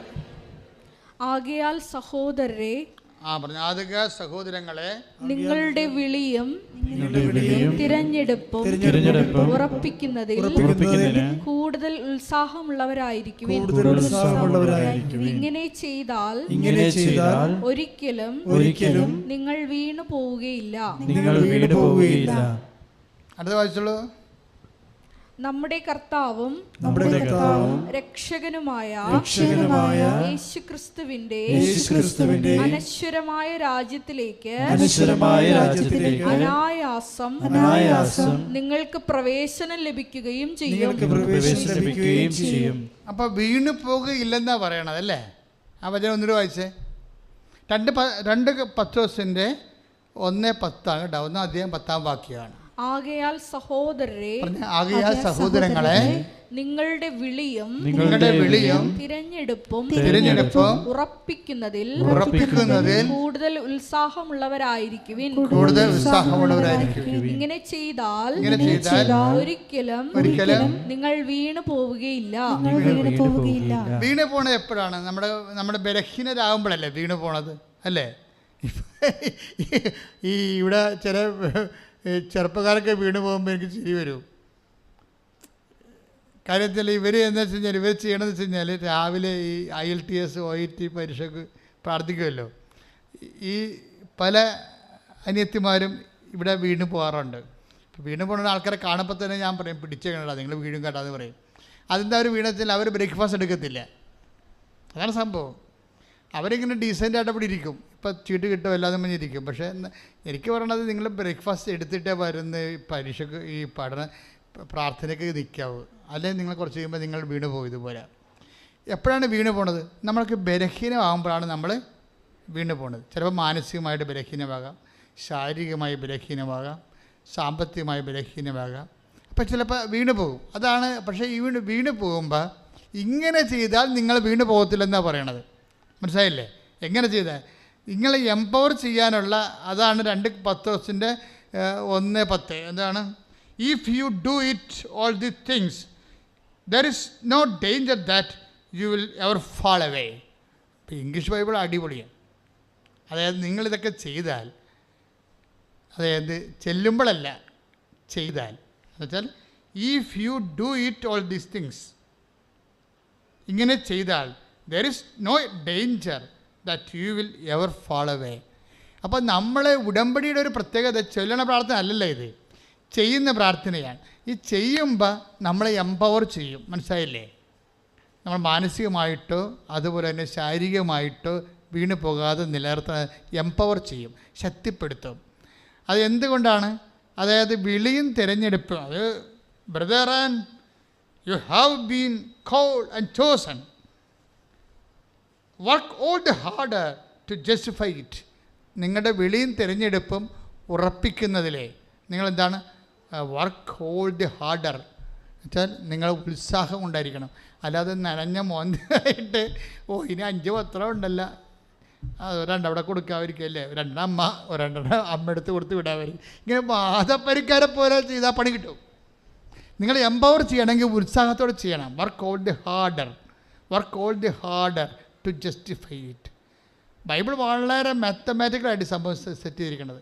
കാര്യം അതാണ് ഞാൻ ഉടമ്പടിയുടെ വചനമാണിത്. കറക്റ്റായി എന്താ പറയണത്? നിങ്ങളുടെ വിളിയും ഇപ്പോൾ 2 Petrus 1:10 1-ാം 10-ാം വാക്യം എന്താണ്? നിങ്ങളുടെ വിളിയും പറഞ്ഞേ, നിങ്ങളുടെ വിളിയും തിരഞ്ഞെടുപ്പും ഉറപ്പിക്കുന്നതിൽ ഉത്സുകരായിരിക്കുവിൻ. If you do all these things, നിങ്ങളിതെല്ലാം ചെയ്താൽ there is no danger that you ever fall. അതായത് ഇങ്ങനെ ചെയ്താൽ നിങ്ങൾ വീണ് പോകത്തില്ലെന്ന്. അപ്പോഴേ നമ്മൾ കടമായിരിക്കാം, ചിലപ്പോൾ നിങ്ങൾക്ക് മക്കളില്ലായിരിക്കാം, ചിലപ്പോൾ നിങ്ങളുടെ കല്യാണം ചിലപ്പോൾ താമസിക്കുന്ന കാരണം മറ്റുള്ള കൂട്ടുകാരെല്ലാം കല്യാണം കഴിച്ച് പോകുന്നുണ്ട്, ചിലപ്പോൾ നിങ്ങൾക്ക് മക്കളില്ല, നിങ്ങളുടെ കൂട്ടുകാരത്തേക്ക് മക്കളുണ്ട്. അതൊക്കെ കാണുമ്പോൾ നിങ്ങൾ വീണ് പോകും. ക്ലിയർ അല്ലേ? അല്ലേ? ചില ആൾക്കാർ കല്യാണക്കുറിയും കൊണ്ട് കൂട്ടുകാർ നിൽക്കുമ്പോൾ നിങ്ങൾ എന്തിനാണ് അടുക്കളയിൽ പാന്നിരിക്കണത്? അമ്മ ഞാൻ ഇല്ലെന്ന് പറഞ്ഞേക്കാൻ പറഞ്ഞത് അവളെ ഫേസ് ചെയ്യാൻ നമുക്ക് പറ്റണില്ല. കല്യാണക്കുറിയും കൊണ്ടേ നിങ്ങളുടെ ക്ലാസ്മേറ്റ് വീട്ടിൽ വരുമ്പോഴേ അവളെ ഫേസ് ചെയ്യാതെ നിങ്ങൾ അടുക്കളയിൽ പോയി ഇരിക്കുകയല്ലേ? അപ്പോൾ അവളോട് ഇല്ലെന്നല്ലേ അമ്മ പറഞ്ഞു കൊടുക്കണത്. എന്താ കാര്യം? അവളുടെ കല്യാണം നടന്നു, ഇനിയിപ്പോൾ താൻ ഒറ്റയായി പോയി, അപ്പോൾ അത് ഫേസ് ചെയ്യാൻ പറ്റണില്ല. അപ്പോൾ അതുകൊണ്ട് നിങ്ങൾ വീണ്, അപ്പോൾ നിങ്ങൾ മറ്റുള്ളവർക്ക് അത് കിട്ടുമ്പോൾ ചില പറയും എൻ്റെ ഞാൻ ഇവിടെ റിസൾട്ട് ഇന്ന് വരും, അത് കാരണം ഞാൻ ഇവിടെ വന്നിരിക്കുക, എനിക്ക് ധൈര്യമില്ല വീട്ടിൽ പോയി നോക്കാൻ, വീട്ടിൽ ഇരുന്ന് റിസൾട്ട് നോക്കാൻ, OITയുടെ IELTSൻ്റെ റിസൾട്ട് വീട്ടിൽ ഇരുന്ന് നോക്കാനുള്ള ധൈര്യമില്ല. കാര്യം എന്താ? ഞാൻ വീണ് പോകുന്നു. എൻ്റെ മകളെ, നീ വീണ് പോകാതിരിക്കാൻ വേണ്ടിയാണ് നിന്നെക്കൊണ്ട് ഈ ജോലിയെല്ലാം ചെയ്യിച്ചിരിക്കണത്. മനസ്സിലായാ? ഈ ജോലിയെല്ലാം ഇപ്പം നിങ്ങൾ പ്രേക്ഷിത പ്രവർത്തനം എന്ന് പറയുമ്പോൾ നിങ്ങൾ ഓർക്കും എന്തിനാണ്? നിങ്ങളെ ശക്തിപ്പെടുത്തുകയാണ് ചെയ്യണത്.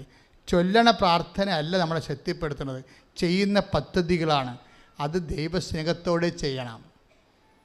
അത് നിങ്ങൾ ചെയ്യാൻ ആർക്കും പറ്റും, സാങ്കേതികമായിട്ടാണ് നിങ്ങൾ ചെയ്യണം. നിങ്ങൾ എന്തുകൊണ്ടാണ് ചില ആൾക്കാർ ശക്തിപ്പെടാത്തതിൻ്റെ കാരണം നിങ്ങളത് സാങ്കേതികമായിട്ടാണ് ചെയ്യണത്. ഇപ്പം ഞാൻ ഈ പൗരോഹിത്യം എന്തുകൊണ്ടാണ് ആഘോഷിക്കുന്നത്? ഇപ്പോഴും ഞാൻ നിങ്ങൾ സെക്യൂരിക്കാർ എന്നെ ഇൻ്റർവ്യൂ ചെയ്തുകൊണ്ടിരിക്കുകയാണ്. നിങ്ങൾ കണ്ടല്ലോ, ഇന്നലെ കണ്ടോ? എല്ലാ ദിവസവും ഉണ്ട് കേട്ടോ. എല്ലാ ശനി ഞായർ തിങ്കൾ ചൊവ്വ സെക്യൂരിനായിൽ ഇൻ്റർവ്യൂ ആണ് അച്ഛന്. നിങ്ങളത് കേൾക്കണം, എല്ലാവരും കേൾക്കണത്. ഞങ്ങളത് യൂട്യൂബിൽ ഇട്ടിട്ടുണ്ട്. കാര്യം അപ്പോൾ അവരെന്നോട് കുറേ ചോദ്യങ്ങളാണ്, പലതരത്തിലുള്ള, ഇപ്പോൾ ട്രോളൊക്കെ വരുന്നില്ലേ, അപ്പോൾ എല്ലാം കാരണം പല ചോദ്യങ്ങൾ അവരെന്നോട് ചോദിക്കുന്നുണ്ട്. അപ്പോൾ ഇങ്ങനെ ഓരോ ചോദ്യങ്ങൾക്കും എനിക്ക് കൃത്യമായ വ്യക്തമായ മറുപടികളുണ്ട്. എന്നുവെച്ചാൽ കടന്നു പോകുന്ന കർത്താവിൻ്റെ കരം പിടിച്ച് കടന്നു പോകുന്ന കാലങ്ങളാണ്. അപ്പോൾ എപ്പോഴും നമ്മൾ ശ്രദ്ധിക്കേണ്ട ഒരു കാര്യം വെച്ച് കഴിഞ്ഞാൽ, നമ്മളെ ബലപ്പെടുത്താൻ വേണ്ടി നിങ്ങളിങ്ങനെ ഇപ്പോൾ ഞാനെന്താണ് ഈ പൗരോഹിത്യം ആഘോഷിക്കണമെന്ന് പറയാൻ കാര്യം, അപ്പോൾ ഞാൻ ഈ പൗരോഹിത്യം കൊണ്ട് നടക്കുന്നത് എന്തുകൊണ്ടാണ്? എനിക്ക് ഈശോനോട് ഭയങ്കര ഇഷ്ടമാണ്. അതാണ് പ്രശ്നം. വേറെ ഒരു റീസണുമില്ല. ഇതിൻ്റെ അകത്ത് ഒരു 3-4 രോഗങ്ങൾ എനിക്കുണ്ട്. പക്ഷേ I am not desp about it. അതിനെക്കുറിച്ച് ഞാൻ ഡെസ്പല്ല. അപ്പോൾ ചിലപ്പോൾ രോഗത്തോടു കൂടി ആയിരിക്കും ചിലപ്പോൾ കർത്താവിനെ ശുശ്രൂഷിക്കാൻ കർത്താവിന് ഇഷ്ടമെന്നുണ്ടെങ്കിൽ അത് നമുക്ക് വിശുദ്ധിയായിട്ട് മാറുകയുള്ളത്. മനസ്സിലായില്ലേ? രോഗത്തോടു കൂടി ശുശ്രൂഷിക്കാനായിരിക്കും കർത്താവ്. ഇപ്പോൾ നമ്മൾ വായിച്ചപ്പോഴേ ഒരു വചനം വിട്ടുപോയായിരുന്നെന്ന് തോന്നി, അത് മറന്നുപോയി. അതായത് ക്രിസ്തുവിൻ്റെ പീഡാനുഭവം മോളെ 1 കൊറിന്ത്യൻസ് 1:5 വായിച്ചേ. ശ്രുതികട്ടെ. യേശുവേ നന്ദി, യേശുവേ സ്തുതി. Hallelujah hallelujah hallelujah. 1 കൊറിന്തോസ് 1:5. 1 കൊരിന്ത്യർ 1:5. എന്തുകൊണ്ടെന്നാൽ അവിടുന്ന് എല്ലാവിധത്തിലും പ്രത്യേകിച്ച് വചനത്തിലും വിജ്ഞാനത്തിലും നിങ്ങളെ സമ്പന്നരാക്കി. കർത്താവിൻ്റെ പീഡാനുഭവങ്ങളിൽ എന്നും പറഞ്ഞൊരു വചനമുണ്ട്. നമുക്ക് പങ്കാളിത്തം കിട്ടുന്നു എന്നും പറഞ്ഞുകൊണ്ട് രോഗികളെ നമ്മൾ ശുശ്രൂഷിക്കുമ്പോഴായാലും ശരി, കർത്താവിനെ അറിയിക്കാനും അറിഞ്ഞതിനെ ആഴപ്പെടുത്താൻ വേണ്ടി സുവിശേഷ വേലയ്ക്കായി പത്രങ്ങൾ ജനങ്ങളെ സാക്ഷ്യപത്രങ്ങൾ കൊടുക്കുമ്പോഴും ശരി, ഇതെല്ലാം നിങ്ങൾ ചെയ്യുമ്പോൾ വിശ്വാസ പ്രമാണം ചൊല്ലിക്കൊണ്ടുവേണം ചെയ്യാൻ. കാര്യം എന്താ വിശ്വാസ പ്രമാണമാണ് ശരിക്കും കൃപയാർജിക്കാൻ, മറ്റത് അനുഗ്രഹമാണ് നമുക്ക് ലഭിക്കുന്നത്. വിശ്വാസപ്രമാണം ഇപ്പോൾ നമ്മൾ യേശു കർത്താവാണെന്ന് ആദരം കൊണ്ട് ഏറ്റുപറയുന്നു അല്ലേ. ദൈവം അവനെ മരിച്ചവരിൽ നിന്ന് ഉറപ്പിച്ചെന്ന് ഹൃദയത്തിൽ വിശ്വസിക്കുന്നു. ശ്രുതികട്ടെ ഹല്ലേലൂയ. റോമ 10:9 അല്ലേ.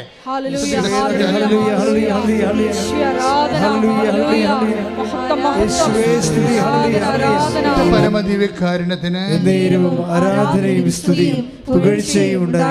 അപ്പൊ യേശു കർത്താവാണെന്ന് അധരം കൊണ്ട് ഏറ്റു പറയുമ്പോൾ, ദൈവം അവനെ മരിച്ചതെന്ന് ഉയർപ്പിച്ചെന്ന് ഹൃദയത്തിൽ വിശ്വസിക്കുമ്പോൾ നമ്മൾക്ക് എന്താ രക്ഷ പ്രാപിക്കുകയാണ് ചെയ്യണത്. രക്ഷ. അപ്പോൾ രക്ഷ എന്ന് പറയുമ്പോൾ ക്രിസ്തു തന്നെയാണ്. അതാണ് ലൂക്ക 2:30 നമ്മൾ വായിക്കുന്നത്. അപ്പോൾ ക്രിസ്തു എന്ന് പറയുമ്പോൾ തന്നെ ശക്തിയാണ്. 1 കൊറിന്തോസ് 1:24 ദൈവത്തിൻ്റെ ജ്ഞാനവും ദൈവത്തിൻ്റെ ശക്തിയുമായ യേശു ക്രിസ്തു. അപ്പോൾ രക്ഷ പ്രാപിക്കുക എന്ന് വെച്ചാൽ ശക്തി പ്രാപിക്കുകയാണ്. ശക്തി പ്രാപിക്കുന്നത് എങ്ങനെയാണ്? ചെയ്യുന്നതിലൂടെയാണ്, ചെല്ലുന്നതിലൂടെയല്ല. അതുകൊണ്ടാണ് ഇങ്ങനെ ചെയ്താൽ നിങ്ങൾ വീണു പോകത്തില്ല എന്ന് പറയണത്. മനസ്സിലായില്ലേ? ഇങ്ങനെ ചെയ്താൽ 2 കൊറിന്ത്യൻസിൻ്റെ 1 പത്രോസ് 2 പത്രോസ് 1:10 പറഞ്ഞ് ഇങ്ങനെ ചെയ്താൽ നിങ്ങൾ വീണു പോകത്തില്ല. എന്താ കാര്യം? നമ്മുടെ വിളി, കർത്താവ് നമ്മളെ തൻ്റെ അടുത്തേക്ക് വിളിച്ചിരിക്കുകയാണ്. എന്തിനാണ് വിളിച്ചിരിക്കുന്നതിന് യാതൊരു വേറെ ഒരു ഉദ്ദേശവുമില്ല. എന്താ വിളിച്ചിരിക്കണത്? നിങ്ങളെ തനിക്കിഷ്ടപ്പെട്ടൊരു അടുത്തേക്ക് വിളിച്ചു. എന്തിനാണ്? സുവിശേഷം പ്രസംഗിക്കാനും. 3:17 മർക്കോസ് സുവിശേഷം. ശ്രുതികട ഹല്ലേലൂയ.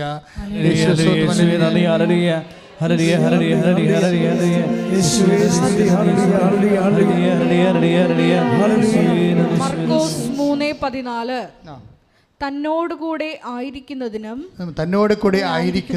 പ്രസംഗിക്കാൻ അയക്കുന്നതിനും പിശാചുക്കളെ ബഹിഷ്കരിക്കാൻ അധികാരം നൽകുന്നതിനുമായി അവൻ 12 പേരെ നിയോഗിച്ചു. ഈ 12 പേരിലൂടെയാണ് ഈശോ മറ്റുള്ളവരെല്ലാവരും നിയോഗിച്ചിരിക്കുന്നത്. 12 പേരിലൂടെയാണ്. അപ്പോൾ ഞങ്ങളെ ശുശ്രൂഷ പൗരോഹിത്യത്തിൻ്റെ ഭാഗം വരുമ്പോഴേ നിങ്ങളെ ഏൽപ്പിക്കുന്ന ഈ ജോലി എന്തിനാണ്? വലിയ ജോലിയൊന്നും ഏൽപ്പിക്കണില്ല. ക്രിസ്തുവിൻ്റെ വചനങ്ങൾ അനുസരിച്ച് ജീവിക്കാനും നിങ്ങളുടെ കഷ്ടപ്പാടിൻ്റെ സങ്കടത്തിൻ്റെയും രോഗത്തിൻ്റെ സമയത്ത് മനുഷ്യൻ്റെ കഴിവ് കൊണ്ട് നേടാൻ പറ്റാത്ത കാര്യങ്ങൾ നിങ്ങളെ തളർത്തിക്കളയാതിരിക്കാൻ വേണ്ടി ക്രിസ്തുവിൻ്റെ ശക്തി നിങ്ങളിലേക്ക് ആവഹിക്കാൻ വേണ്ടി ആണ് നിങ്ങളെ കൊണ്ട് ഇതുപോലുള്ള ശുശ്രൂഷകൾ സുവിശേഷത്തിൽ അങ്ങനെ എഴുതിയിരിക്കുന്നത് കൊണ്ട് ഞാൻ എൻ്റെ ജീവിതത്തിൽ അത് പ്രാവർത്തികമാക്കി എനിക്ക് ബോധ്യം കിട്ടിയ കാര്യങ്ങളാണ് ഈ ഉടമ്പടിയിലൂടെ നമ്മൾ ചെയ്യണത്. കാര്യം എന്താണ്? കർത്താവിനെ അറിയാത്തവരെ നമ്മൾ അറിയിക്കുന്നു. പക്ഷേ എന്താ പ്രോബ്ലം വെച്ച് കഴിഞ്ഞാൽ ഇതൊക്കെ ചെയ്യുമ്പോൾ സന്തോഷത്തോടെ ചെയ്യണം. അവിടെയാണ് പ്രോബ്ലം കിടക്കുന്നത്. നിങ്ങളിതൊക്കെ ചെയ്യുന്നില്ലെന്നൊന്നും അല്ല പ്രശ്നം. സാങ്കേതികമായിട്ട് ചെയ്യുന്നുണ്ട്, സങ്കടത്തോടെ ചെയ്യുന്നുണ്ട്. അവിടെയാണ് നിങ്ങൾക്ക് പണി കിട്ടണത്. സാങ്കേതികമായിട്ട് നിങ്ങൾ എണ്ണി കൃത്യമായിട്ട് ചെയ്യുന്നുണ്ട് കാര്യങ്ങൾ, പക്ഷേ സങ്കടത്തോടെയാണ് ചെയ്യണത്. അങ്ങനെയല്ല. ഇത് 5:41 വെച്ചാൽ ചെയ്യേണ്ടത്. നടപടി പുസ്തകം. ശ്രുതികട്ടെ ഹല്ലേലൂയ.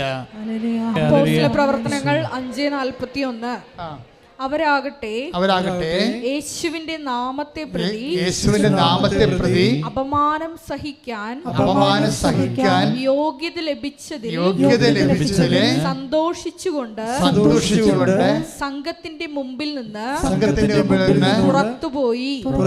അപ്പൊ സുവിശേഷ വേല ചെയ്യുന്നവർക്ക് ചില സമയത്ത് അപമാനം ഉണ്ടാകും. മറ്റുള്ളവർ പറയും നിനക്ക് വേറെ പ്രാന്തമുണ്ട്, അടിച്ചിങ്ങനെ ഇങ്ങനെ കുറേ എണ്ണത്തിന് അടിച്ച് തലയിൽ കയറ്റി ഇറക്കി വിട്ടിരിക്കുകയാണ്.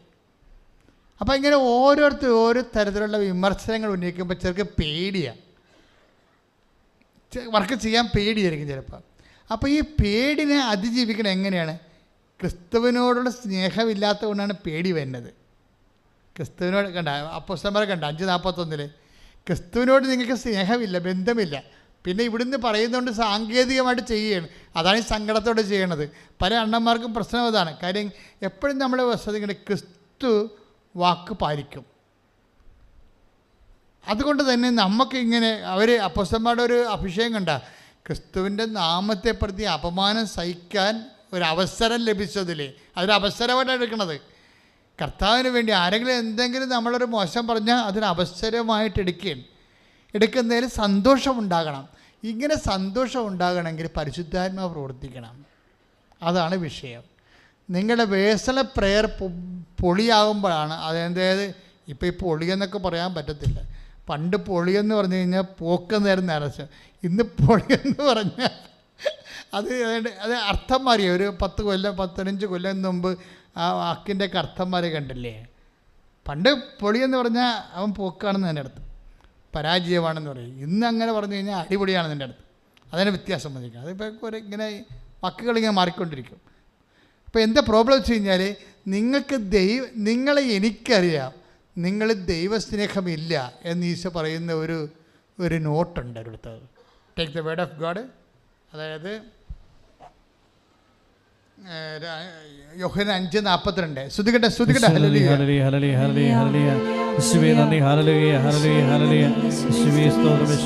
യോഹന്നാൻ 5:42 എനിക്ക് നിങ്ങളെ അറിയാം, നിങ്ങളിൽ ദൈവസ്നേഹമില്ല. ഇത് ഇങ്ങനെ ബ്രാൻഡഡ് ആകരുത്. ഇപ്പം നിൻ്റെ പേര് എൽസി എന്നാ, എലിസബത്ത് എന്നാ, അല്ലെങ്കിൽ ആയിക്കോട്ടെ, അല്ലെങ്കിൽ നിർമ്മല, എന്ത് ആയിക്കോട്ടെ. എനിക്ക് നിർമ്മല നിന്നെ അറിയാം, നിനക്ക് ദൈവസ്നേഹം ഇല്ലെന്ന് എങ്ങനെ യേശു പറഞ്ഞാൽ നിൻ്റെ കാര്യം കട്ടപ്പോയി. ഒന്നാമത്തെ പേര് ചൊല്ലിയാണ് ദൈവം ആളെ അറിയണത്. അതാണ് ഏറ്റവും വലിയ കുഴപ്പം. ഓരോരുത്തരെയും പേഴ്സണലായിട്ടാണ് ആൾക്കാർ അറിയണത് ദൈവം. അപ്പോൾ ആ കണക്കിന് നിന്നോട് പറയണത് എനിക്ക് നിന്നെ അറിയാൻ സജി, നിനക്ക് ദൈവസ്നേഹമില്ല എന്ന് പറഞ്ഞാൽ ദൈവത്തെ കൊണ്ട് അങ്ങനെ പറഞ്ഞാൽ നമ്മൾ ബ്രാൻഡഡായി. പറഞ്ഞാൽ മനസ്സിലായല്ലേ? ആധ്യാത്മിക ജീവിതത്തിലെ അപകടം ബ്രാൻഡഡ് ആകാതിരിക്കാൻ വേണ്ടി ഡേഞ്ചർ സോണിൽ ഒരിക്കലും വരരുത്. കാര്യം ബ്രാൻഡഡ് ആയി കഴിഞ്ഞാലുള്ള കുഴപ്പം എന്താണെന്നറിയാമോ? നിന്നെക്കുറിച്ച് ദൈവം ഒരു ബ്രാൻഡഡ് ആകുക വെച്ചാൽ നിന്നെക്കുറിച്ച് ദൈവം ഒരു അസസ്മെൻ്റ് ഉണ്ടാക്കിയിരിക്കുകയാണ്. കാര്യം ദൈവം അസസ്മെൻറ്റിൻ്റെ ആളാണ്. ഇപ്പം യോഹന്നാൻ 2:14-24 വായിച്ചേ. ശ്രുതികട്ടെ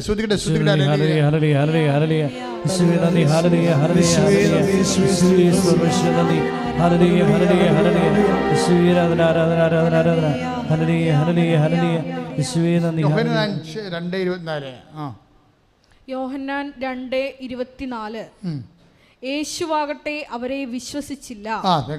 ഈ കണ്ട ഉടമ്പടി എല്ലാം എടുത്ത് ഇതുപോലെ രോഗികളെയും കണ്ട് ആശുപത്രിയിലും പോയിട്ട് ഇപ്പോൾ പറഞ്ഞെന്താണ്? യേശു ആകട്ടെ അവരിൽ വിശ്വസിച്ചില്ല. കാരണം എന്താണ്? കാരണം അവൻ അവരെല്ലാം അറിഞ്ഞിരുന്നു. IELTS വേണ്ടി മാത്രമുള്ള കസത്രാണിത്. മനസ്സിലായില്ലേ? അതാണ് വിഷയം. അത് വളരെ സീരിയസ് ആണിത്. നിങ്ങളുടെ ഇപ്പോഴത്തെ ഈ ഒരു പ്രോഗ്രാമിന് വേണ്ടി മാത്രമുള്ള വിഷയമാണെങ്കിൽ it is not out of love, കർത്താവിനെ സ്നേഹിച്ചുകൊണ്ടല്ല. ഇപ്പോൾ IELTS പാസ്സാകാൻ വേണ്ടിയും ആ വസ്തു വിൽക്കാൻ വേണ്ടിയുള്ള തൽക്കാലത്തേക്കുള്ള ഒരു വെടിനിർത്തലോ അല്ലെങ്കിൽ ഒരു അഡ്ജസ്റ്റ്മെൻറ്റാണിത്. അതാണ്. അങ്ങനെ ഒരു ബ്രാൻഡഡ് ആകാതിരിക്കാൻ നോക്കണം. ഒന്ന് വായിച്ചേ, വചനം വായിച്ചേ. 2:24 യോഹന്നാൻ. യേശുവാകട്ടെ അവരെ വിശ്വസിച്ചില്ല. ഒന്ന് പറഞ്ഞേ, ഒന്ന് പറഞ്ഞേ. യേശു ആകട്ടെ അവരെ വിശ്വസിച്ചില്ല.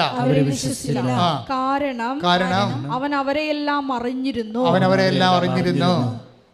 അപ്പോൾ ഈ അവൻ അവരെയെല്ലാം അറിഞ്ഞിരുന്നു എന്ന് പറഞ്ഞാൽ നമ്മളെക്കുറിച്ച് അങ്ങനെ ഒരു അസസ്മെൻറ്റ് വന്നാൽ, അതായത് ഈ പാലം കയറുവോളം മാത്രമേ നാരായണ വിളിയുള്ളൂ, പാലം കയറി കഴിയുമ്പോൾ സ്വന്തം അഭ്യാസം കാണിക്കുമെന്ന് എങ്ങാനും ഈ വിഷയം കർത്താവിന് അറിയാമെങ്കിൽ വർക്കൗട്ട് ചെയ്യത്തില്ല.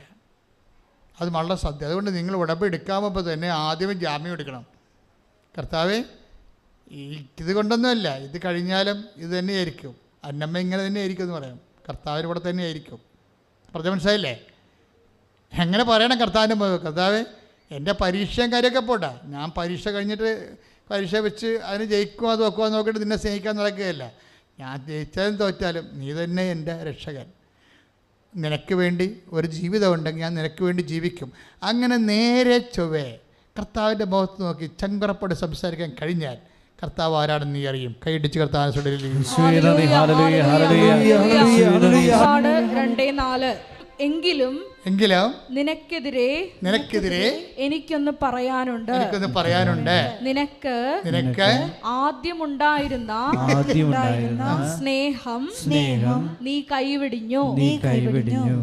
അതെന്ത് സംഭവിച്ചു കഴിഞ്ഞാൽ ഇപ്പം നമ്മൾ ഉടമ്പടിയിൽ ഉണ്ടാകുമ്പോൾ ഓരോ ഘട്ടമില്ലേ, ഇപ്പോൾ ഓരോ ഘട്ടത്തിൽ ചിലപ്പോൾ ആദ്യം ഉണ്ടായിരുന്ന ആ ഒരു ഊഷ്മളത ഉടമ്പടി പുതുക്കി കഴിയുമ്പോൾ ചിലപ്പോൾ നിങ്ങൾക്ക് ആ ഊഷ്മളത ഉണ്ടാകത്തില്ല. കാരണം നിങ്ങൾ സാങ്കേതികമായിട്ട് ദൈവത്തെ സ്നേഹിക്കാൻ തന്നിട്ട് അങ്ങനെ വേണ്ടത്. സാങ്കേതിക സ്നേഹക്കാരാണെങ്കിൽ എണ്ണി ഒപ്പിച്ച് അത് ആ കാര്യങ്ങൾ ചെയ്യുക, എണ്ണി അങ്ങനെ ഒപ്പിച്ച് കളയും. ആത്മബന്ധം ഉണ്ടാകത്തുമില്ല. ആത്മബന്ധം ഉണ്ടായില്ല എന്നുണ്ടെങ്കിൽ ഇതുപോലുള്ള കമൻറ്റ് വരും ദൈവത്തിലേക്ക്. എന്താണ്? നിനക്ക് ആദ്യമുണ്ടായത് നിന്നെക്കുറിച്ച് എനിക്കൊന്ന് പറയാനുണ്ട്. എങ്കിലും നിനക്കെതിരെ എനിക്കൊന്ന് പറയാനുണ്ട്. നിനക്ക് ആദ്യമുണ്ടായിരുന്ന സ്നേഹം നീ കൈവിടിഞ്ഞു. അപ്പോൾ അല്പസ്നേഹം കുറഞ്ഞു പോയാൽ ഇറ്റ് വിൽ ബി കൗണ്ടഡ്. ഇത് ഭയങ്കര ഞാനിപ്പോൾ കർത്താവുമായിട്ട് 4 വയസ്സിലാണ് ഞാൻ ആദ്യമായിട്ട് ഈശോയെ സ്വപ്നം കാണുന്നത്. അന്നാണ് എനിക്ക് ദൈവവിളി കിട്ടിയത്. കർത്താവ് ആനപ്പുറത്ത് വരുന്നതാണ് ഞാൻ കാണുന്നത്, സ്വപ്നം കാണുന്നത്. അന്ന് മുതൽ ഈശോയെ ഞാൻ തിരക്കി നടക്കണമായിരുന്നു. അതിന് ഇവിടം വരെ എത്തിയത്. അപ്പോൾ ഞാൻ എപ്പോഴും ചിന്തിച്ചു പോകാറുണ്ട്. അത് ഓരോ സമയം ചെല്ലുന്തോറും ക്രൊണോളജിക്കൽ ഇയർ അനുസരിച്ച് നമ്മുടെ ഫെയ്ത്ത് ഇയർ, ഫെയ്ത്ത് മാത്രമല്ല നമ്മൾ ലവ് ലെവലും വർദ്ധിക്കണം. ഫെയ്ത്ത് ഇയർ എന്ന് പറയുമ്പോൾ വിശ്വാസ വർഷം, അതല്ല നമ്മൾ ലവ് ലെവലും ഉണ്ട്. കാര്യം ദൈവം അത് കൗണ്ട് ചെയ്യുന്നുണ്ട്. എഫേസ്യൻ സഭയ്ക്ക് 2:24 ചോദിച്ചൊക്കെ എന്താണ്? നിന്നെക്കുറിച്ച് എനിക്കൊന്ന് പറയാനുണ്ട്. കാര്യം എന്താണ്? നിൻ്റെ ലവ് ലെവല് ഡൗൺ ആയിട്ടുണ്ട്. ആദ്യം ഉണ്ടായിരുന്ന സ്നേഹം ഇപ്പോഴില്ല. ദാറ്റ് മീൻസ് ഇതെല്ലാം കൗണ്ട് ചെയ്യുന്നു എന്നുള്ള പ്രശ്നം. ഇത് കൗണ്ട് ചെയ്യണം, കൗണ്ട് ചെയ്യാത്തതല്ല. അങ്ങനെ ഒരു പരിധിയിലേക്ക് വരാതിരിക്കുന്നതാണ് എപ്പോഴും നല്ലത്. മറിച്ച് നമ്മൾ തീരുമാനം എടുക്കണം. എന്താണ്? കർത്താവിനെ സ്നേഹിക്കാൻ തീരുമാനിക്കുക. അതിനെ സ്നേഹിക്കാൻ പറ്റുന്ന രീതിയിൽ അർത്ഥവത്തായിട്ട് കുറേ ഇക്വേഷൻസാണ് നിങ്ങൾക്ക് തന്നിരിക്കണത്. നമുക്ക് എന്ത് വേണമെങ്കിലും ചെയ്ത് ദൈവത്തെ സ്നേഹിക്കാം, പക്ഷെ ഉടമ്പടിയിൽ വരുമ്പോൾ എന്താ പ്രശ്നം ഇരിക്കണത്? നമ്മൾ തനി കർത്താവ് പറഞ്ഞ വാക്കുകൾ മാത്രം എടുത്ത് ആ വാക്കുകൾ തന്നെ എടുത്തിട്ടാണ് ദൈവത്തെ സ്നേഹിക്കുന്നത്. അതുകൊണ്ട് എന്താ പ്രശ്നം? കർത്താവ് ഒന്ന് ദൈവം മഹത്വപ്പെടുന്നു, രണ്ടാമത് എന്താണ്? അനേകരുടെ ജീവിതത്തിൽ നിന്ന് പാപം ഒഴിഞ്ഞു പോകുന്നു, നിങ്ങൾ മൂലം അനേകരെ വിശുദ്ധീകരിക്കുന്നു. അത് കർത്താവിൻ്റെ വിശുദ്ധമായ രക്തത്തോടുള്ള നിങ്ങളുടെ ഐക്യദാർഢ്യമായി മാറുന്നു. നിങ്ങൾ കർത്താവിൻ്റെ പ്രേക്ഷിതയായി മാറുന്നു. നിങ്ങൾ നിത്യത കൊയ്യുന്നു. അതായത് why we are following Mary, അമ്മയെ എന്തുകൊണ്ടാണ് ഫോളോ ചെയ്യണത്? ഒരു കാരണം എന്തൊക്കെ? അതായത് അമ്മയ്ക്കൊരിക്കലും അനുദപിക്കേണ്ടി വന്നിട്ടില്ല. ഞാൻ അമ്മയിൽ നിന്ന് പഠിച്ചൊരു സംഭവമാണ്. അമ്മയുടെ വിജയം അതാണ്. അമ്മയ്ക്ക് എല്ലാ അപ്പോസ്തലന്മാർക്കും അനുദപിക്കേണ്ടി വന്നിട്ടുണ്ട്, ഇല്ലേ? പത്രോസ് അനുദപിച്ചു, തോമാശ്ലീഹ അനുദപിച്ചു, പൗലോസ് അനുദപിച്ചു. പക്ഷെ അമ്മ അനുദപിച്ചിട്ടില്ല. അമ്മയ്ക്ക് അനുദപിക്കേണ്ട ഒരു ആവശ്യം അമ്മ ഉണ്ടാക്കിയിട്ടില്ല. അതെന്തുകൊണ്ടാണ്? ആ ഒരൊറ്റ കാര്യം ചിന്തിച്ചാൽ മതി, നമുക്ക് ദൈവത്തിൻ്റെ പൈതലായിട്ട് ജീവിക്കാൻ പറ്റും. ഇപ്പം തന്നെ ഉദാഹരണത്തിന് take the word of God, Matthew 26:75. ശ്രുതികട്ടെ ഹല്ലേലൂയ.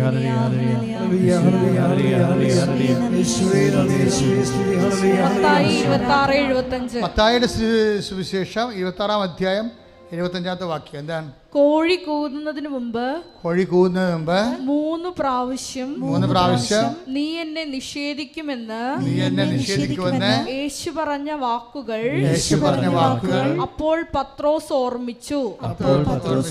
അവൻ പുറത്തുപോയി ഹൃദയം നൊന്തു കരഞ്ഞു. വകുപ്പുണ്ടാക്കി കണ്ട കരയാൻ. അതായത് ഏറ്റവും ടോപ്പായിട്ട് പാറ പോലെ ഉറച്ചു നിന്ന പത്രോസിന് പോലും അവസാനം സ്വന്തം പാപത്തെ ഓർത്ത് കരയേണ്ടി വന്നിട്ടുണ്ട്. ഇതൊരു അവസരമാണ്. നിൻ്റെ കരുത്തെന്ന് പറയണത് പാപത്തെ ഓർത്ത് കരയാത്ത അവസ്ഥകളുടെ എണ്ണം കൂടുതലാണ്. ഒരു ആത്മീയ കരുത്തെന്ന് പറഞ്ഞത് അതാണ്. ഒരു വ്യക്തിക്ക് ആത്മീയ, നിങ്ങൾ ഓരോ ഓരോ ദിവസം ചെല്ലുന്തോറും നമ്മൾ ആത്മീയമായിട്ട് കരുത്ത് പ്രാപിക്കുകയല്ലേ. അപ്പോൾ ആത്മീയമായ കരുത്തെന്ന് പറഞ്ഞാൽ എന്താണ്? അനുതാപം ആവശ്യമില്ലാത്ത ഒരു അവസ്ഥയിലേക്ക് നമ്മൾ കുതിക്കുന്നതാണ് ആത്മീയ കരുത്ത്. ഇപ്പോൾ സെൻറ്റ് തോമസിൻ്റെ അവസ്ഥ എന്താ? സെൻറ്റ് തോമസും ഇതുപോലെ അവസാനം പട്ടാക്കി പറഞ്ഞാണ് പിരിയണത്. എന്താ? അതായത് 20:28 യോഹന്നാന്റെ സുവിശേഷം. ശ്രദ്ധിക്കട്ടെ.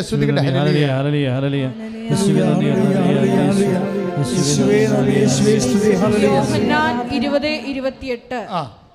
തോമസ് പറഞ്ഞു, എന്റെ കർത്താവേ, എന്റെ ദൈവമേ. അപ്പൊ 20:27 വായിച്ചേ. അവൻ തോമസിനോട് പറഞ്ഞു, നിന്റെ വിരൽ ഇവിടെ കൊണ്ടുവരിക, എന്റെ കൈകൾ കാണുക, നിന്റെ കൈ നീട്ടി എന്റെ പാർശ്വത്തിൽ വയ്ക്കുക. അവിശ്വാസിയാകാതെ വിശ്വാസിയായിരിക്കുക. അപ്പൊ കക്ഷിക്ക് എന്നാ പറ്റിയത്? ഏതോ ഒരു സമയം അവിശ്വാസിയായിപ്പോയി, ഏതോ ജീവിതത്തിൻ്റെ ഒരു ഘട്ടത്തിൽ അവിശ്വാസിയായിപ്പോയി. അതുകൊണ്ടാണ് അനുതാപത്തോടെ എൻ്റെ കർത്താവേ, സത്യം പറഞ്ഞപ്പോൾ എൻ്റെ കർത്താവേ, എൻ്റെ ദൈവമേ എന്ന് വിളിക്കണത്. പക്ഷേ അനുതാപത്തിൻ്റെ ഒരു അവസരമാണത്. ഈ അനുതാപത്തിൻ്റെ ഒരു അവസരം ഉണ്ടാകുന്നത് ആത്മീയമായിട്ട് ഒരു കരുത്ത് കുറവാണ്. അമ്മയുടെ കരുത്ത് അതാണ്. ഇപ്പം നമ്മൾ പൗലോസ് അപ്പോസ്തലൻ എടുത്താൽ അത് തന്നെ 7:24 സ്വന്തമായിട്ട് തന്നെ പറയുന്നുണ്ട്, ഞാൻ ദുർഭകനായ മനുഷ്യനാണെന്ന്. അതായത് അദ്ദേഹത്തിൻ്റെ ദുർഭകത ഏറ്റുപറയുന്ന ഭഗവാൻ. 7:24 റോമ. സ്തുതിക്കട്ടെ. ഹല്ലേലൂയ.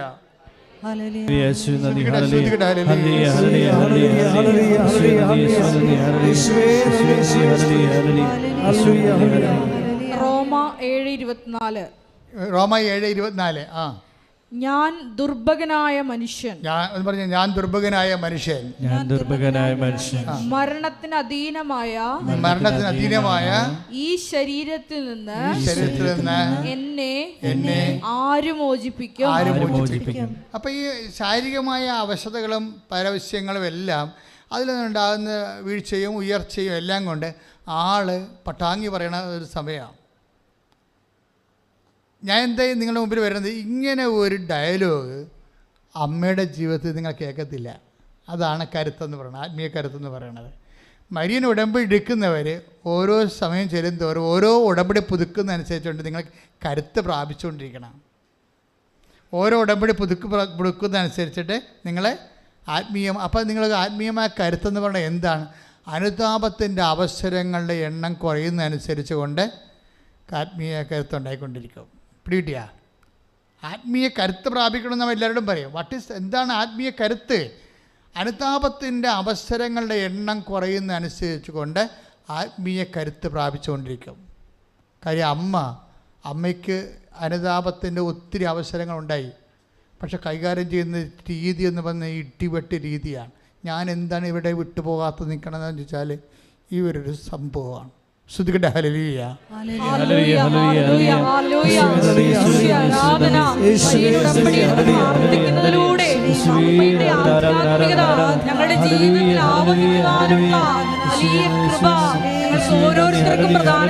സുവിശേഷം 2:5 എടുത്തേ.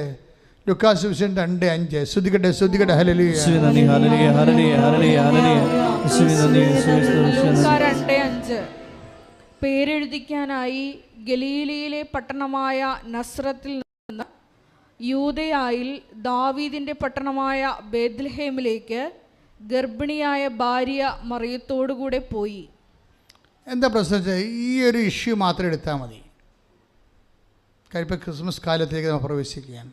ഈ ഒരു ഇഷ്യൂ മാത്രം എടുത്ത് എത്ര പ്രശ്നം വേണമെങ്കിലും, അതായത് ഇവിടെ മുഴുവനും നീതി അമ്മയുടെ ഭാഗത്ത് മാത്രമാണ്.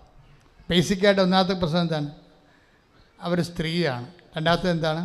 ആ സ്ത്രീയുടെ ജീവിതത്തിൽ ഏറ്റവും വെല്ലുവിളി നേരിടുന്ന സമയമാണ് ഗർഭകാലം. ഗർഭകാലത്തെ പ്രസവകാലം. അതായത് ഒരു 3 ദിവസം കൂടിയേ പ്രസവിക്കാനുള്ളൂ. ആ സമയത്താണ് ഈ കന്യാകുമാരി വരണത്, ഷിഫ്റ്റിംഗ് വരണത്. കാര്യം നമ്മുടെ എന്തിനാണ് ഞാൻ ഈ ഉടമ്പടിയിൽ ഇത് പറയണത്? ഈ ഗ്രേസ് നമുക്ക് ടാപ്പ് ചെയ്യുന്നതിൻ്റെ അകത്ത് ഒരു സംഭവം ഷിഫ്റ്റിംഗ് ആണ്. നമ്മളുടെ ഒരു കംഫർട്ട് സോണിൽ നിന്ന് നോൺ കംഫർട്ട് സോണിലേക്ക് ഷിഫ്റ്റ് ചെയ്യുന്നത് ഒരു ദൈവപ്രവർത്തനമാണ്. പറഞ്ഞാൽ മനസ്സിലായില്ലേ? അതായത് നമുക്ക് സുരക്ഷിതമായ ഒരു ഇടത്തിൽ നിന്ന് അരക്ഷിതമായ ഇടത്തിലേക്ക് മൂവ് ചെയ്യണത് when you receive it in the name Jesus will be engraced. നിങ്ങളത് കർത്താവിൻ്റെ നാമത്തിലാണ് എടുക്കുന്നത്. ഇത് കണ്ടില്ലേ? ഗർഭിണിയായ ഭാര്യയുമായിട്ട് പോവുകയാണ്, ഷിഫ്റ്റ് ചെയ്യുകയാണ്, നസ്രത്തിൽ നിന്ന് ബെത്ലഹേമിലേക്ക് പോവുകയാണ്. അപ്പോൾ ഈ ഷിഫ്റ്റ് ചെയ്യുമ്പോൾ ഈ കാര്യത്തിൽ ഒത്തിരി നീതികൾ ദൈവത്തിന് ചെയ്യാമാണ്. ഒന്നെങ്കിൽ കനീഷന്മാർ മാറ്റി വെക്കാമായിരുന്നു, അല്ലെങ്കിൽ നേരത്തെ വെക്കാമായിരുന്നു. ഇനി ഇവിടെ പ്രസവം വരെ രാത്രി മനുഷ്യന്മാരില്ലാത്ത സമയത്താണ് വെക്കണത്. സമയത്തിൻ്റെ കാര്യത്തിലും ദാക്ഷിണ്യം കാണിക്കണില്ല. കാര്യം എന്താണെന്ന് വെച്ചാൽ ഇടയന്മാർ രാത്രിയല്ലേ വരണത്. അപ്പോൾ രാത്രി ഇടയന്മാർ വരുമ്പോൾ എന്താ പ്രശ്നം വെച്ചാൽ ഇതൊരു കണ്ണും പകലും ഉള്ളപ്പോൾ വല്ല 4 മണിക്കോ വല്ലതൊക്കെയാണ് ഇവിടെ പ്രസവം വെച്ചിരുന്നെങ്കിൽ നാട്ടുകാർക്ക് വന്ന് ഇവരെ ശുശ്രൂഷിക്കാം. ആർക്കും ശുശ്രൂഷിക്കാൻ പറ്റാത്ത മനുഷ്യന്മാരെല്ലാം ഉറങ്ങി സ്വന്തം ബന്ധുക്കളും സ്വന്തപ്പെട്ടവരിൽ നിന്നൊക്കെ മാറ്റി ഇവരുടെ മാക്സിമം ക്രൂരതയാണ് ചെയ്യണത്. ഈ ക്രൂരത ചെയ്യുമ്പോൾ ഒരു പ്രാവശ്യം പോലും ഔസേപ്പിതാവിനോട് ദൈവത്തോട് ഇവർ മിണ്ടത്തില്ല. കാര്യം എന്താണെന്ന് അറിയാം? അങ്ങനെ മിണ്ടിയിരുന്നെങ്കിൽ ഇവർക്ക് അനുദപിക്കേണ്ടി വന്നേനും. That's my point. അതാണ് മരിയൻ കരുത്തെന്ന് പറയുന്നത്. പ്രാർത്ഥിക്കുക, കർത്താവായ ദൈവമേ, നിന്റെ തിരുമനസ്സ് സ്വർഗത്തിലെ പോലെ ഭൂമിയിലും ആകണമെന്ന് പറഞ്ഞ് പഠിപ്പിച്ചപ്പോഴേ പല സമയത്തും നിന്റെ തിരുമനസ്സ് നിറവേറണമെങ്കിൽ ഞാൻ അരക്ഷിത അവസ്ഥ അങ്ങയുടെ നാമത്തിലെ മറിയത്തെ പോലെ നടക്കാത്ത കാര്യത്തിന് ചേരാത്ത കാര്യത്തിന് അങ്ങയുടെ തിരുസന്നിധിയിലെ മറിയത്തെ പോലെ പരാതിയില്ലാതെ പരിഭവമില്ലാതെ ഹൃദയത്തിൽ സംഗ്രഹിച്ചുകൊണ്ട് പുരുഷനെ കൃപയാക്കാൻ അവസരങ്ങൾ ഉണ്ടാകുമെന്ന് അറിഞ്ഞുകൊണ്ട് ഞങ്ങളെ പഠിപ്പിച്ച പ്രാർത്ഥന ജീവിക്കുമ്പോഴേ ഉടമ്പടി വെച്ച വിഷയങ്ങളിലെ സമയത്തും കാലത്തും അത്യാവശ്യ കാര്യങ്ങള് നടക്കാതെ വരുന്ന അവസ്ഥകളെ മറിയത്തെ പോലെ അനുഗ്രഹത്താലല്ല ദൈവത്തിന്റെ ശക്തിയാൽ അറിയപ്പെടാൻ ബലഹീനമാക്കുന്നതാണ് എന്ന് മനസ്സിലാക്കാനുള്ള മരിയൻ അവധാനയാൽ എന്നെ അഭിഷേകം ചെയ്യണമേ. ശ്രദ്ധിക്കട്ടെ.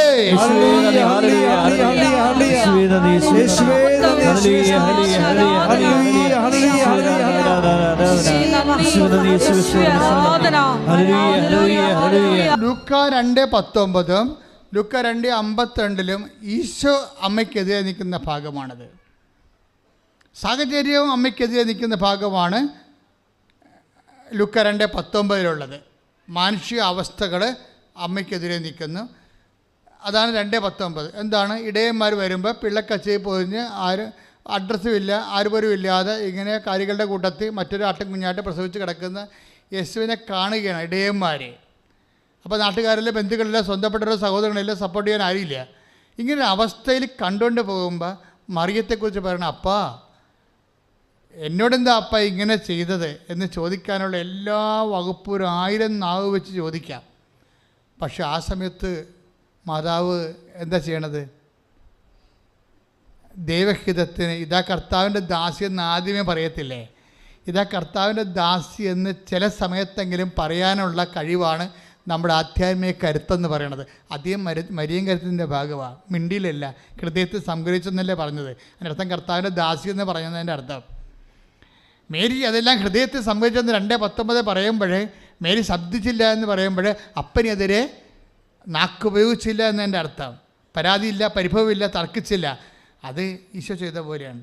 53:7 അവൻ തർക്കിക്കുകയോ ബഹളമുണ്ടാക്കുകയോ ചെയ്തില്ല. കാര്യം എന്താണ്? അവൻ ദാസനായിരുന്നു. എൻ്റെ ദൈവത്തിലെ ദൈവത്തിൻ്റെ അനുഗ്രഹങ്ങൾ വാരിക്കൂട്ടുമ്പോൾ ഓർക്കുക, എന്നില്ലെങ്കിൽ നാളെ നിനക്ക് ദൈവത്തിൻ്റെ സ്വന്തമാകണമെങ്കിൽ ദാസനോ ദാസിയാകാതെ നിനക്ക് ഇവിടുന്ന് പിഴച്ചു പോകാൻ പറ്റത്തില്ല. ഇത് അംഗീകരിക്കുന്നതാണ് ആത്മീയ കരുത്ത്. കൈയിടിച്ച് കർത്താനത്തോടെ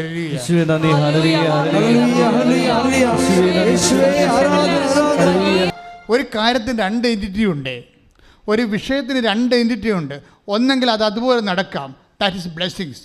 ഒന്നെങ്കിൽ ഒന്നും നടക്കത്തില്ല, ദാറ്റ് ഈസ് ഗ്രേസ്. പറഞ്ഞാൽ മനസ്സിലായില്ലേ?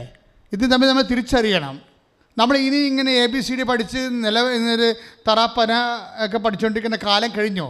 വി മസ്റ്റ്, അതായത് ഇത് church want a mature witness. ഒരു വിശ്വാസിയായിട്ട് കാര്യമില്ല. We are seeking after witness. ഒരു സാക്ഷിയാകണം. സാക്ഷിയാകണമെങ്കിൽ സ്വാഭാവികമായിട്ടും നടക്കുന്ന കാര്യങ്ങളെല്ലാം അനുഗ്രഹങ്ങളാണ്.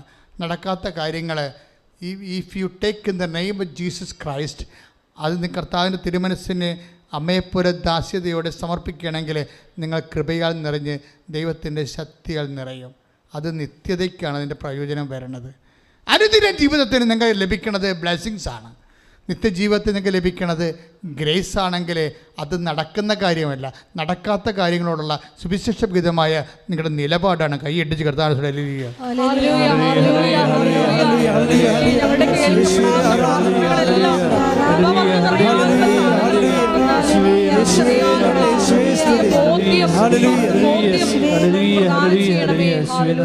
എല്ലാവരും എഴുന്നേൽക്കുക,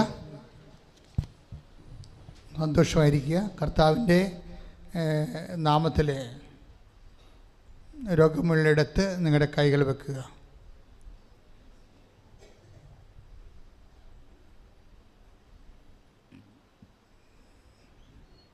ഉദരരോഗികളുണ്ട്, അവർ ഉദരത്തിൽ ആണ് കൈവെക്കേണ്ടത്. മൂത്രാശയത്തിൽ കല്ലുണ്ടുണ്ട്, കിഡ്നിയിൽ കല്ലുള്ളവരുണ്ട്, കിഡ്നി രോഗികളുണ്ട്, അവർ നടുവിലാണ് കൈവെക്കേണ്ടത്. ശ്വാസകോശ രോഗികളും കരൾ രോഗികളും നെഞ്ചിൻ്റെ മധ്യത്തിൽ കൈവെക്കണം. കരൾ രോഗികൾ നെഞ്ചിൻ്റെയും വയറിൻ്റെ ഇടയ്ക്ക് കൈവെക്കണം. പാൻക്രിയാസ് രോഗികളെ ഇടതുവശത്ത് കൈവെക്കണം, വയറിൻ്റെ.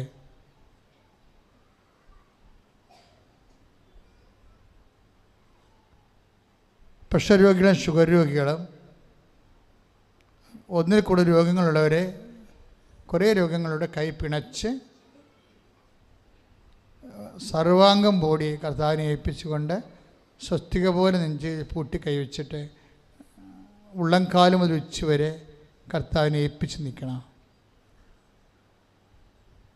അസ്ഥിരോഗികളുണ്ടാകാം, വാതരോഗികളുണ്ടാകാം, വേരിക്കോസിൻ്റെ അസുഖമുള്ളവർ, PCOD രോഗികളും ഓരോ സാവരോഗികളൊക്കെ ഉണ്ട്. അവരെല്ലാവരും പ്രാർത്ഥിക്കുന്ന സമയമാണിത്. കിടപ്പ് രോഗികളെ ഓർത്ത് പ്രാർത്ഥിക്കാം, വീട്ടിലുള്ള രോഗികളെ ഓർത്ത് പ്രാർത്ഥിക്കാം. അച്ഛൻ പ്രാർത്ഥിക്കും, എൻ്റെ മക്കൾ വിശ്വാസപ്രമാണം ചൊല്ലിക്കൊണ്ട് തന്നെ നിൽക്കണം. വിശ്വാസപ്രമാണം ചൊല്ലി തീരുമ്പോൾ വീണ്ടും തുടങ്ങണം വിശ്വാസപ്രമാണം. അച്ഛൻ പ്രാർത്ഥിച്ച് തീരണവരേ പ്രാർത്ഥിക്കണം. വിശ്വാസപ്രമാണം അറിയാൻ പാടില്ലാത്തവർ യേശുവെ സ്വസ്ത്രം, യേശുവെ നന്ദി, യേശുവെ ആരാധന എന്ന് പറഞ്ഞുകൊണ്ട് നിൽക്കണം. ഈശോയെല്ലാം സാധ്യമായതിന് ഈശോയെ നിനക്ക് സ്വസ്ത്രവും നിനക്ക് സ്തുതിയും,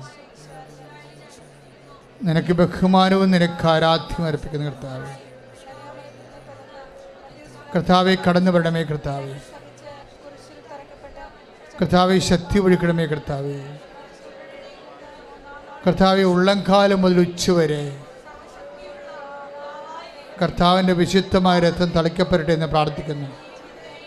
അസ്ഥി ഉരുക്കമുള്ളവരെ, അസ്ഥി ഒലിച്ചു പോകുന്നവരെ, അസ്ഥി സ്രാവമുള്ളവരെ, വെള്ളപ്പൊക്കിൻ്റെ അസുഖമുള്ളവരെ കർത്താവെ അവരെ സ്പർശിക്കണേ പ്രാർത്ഥിക്കുന്നു.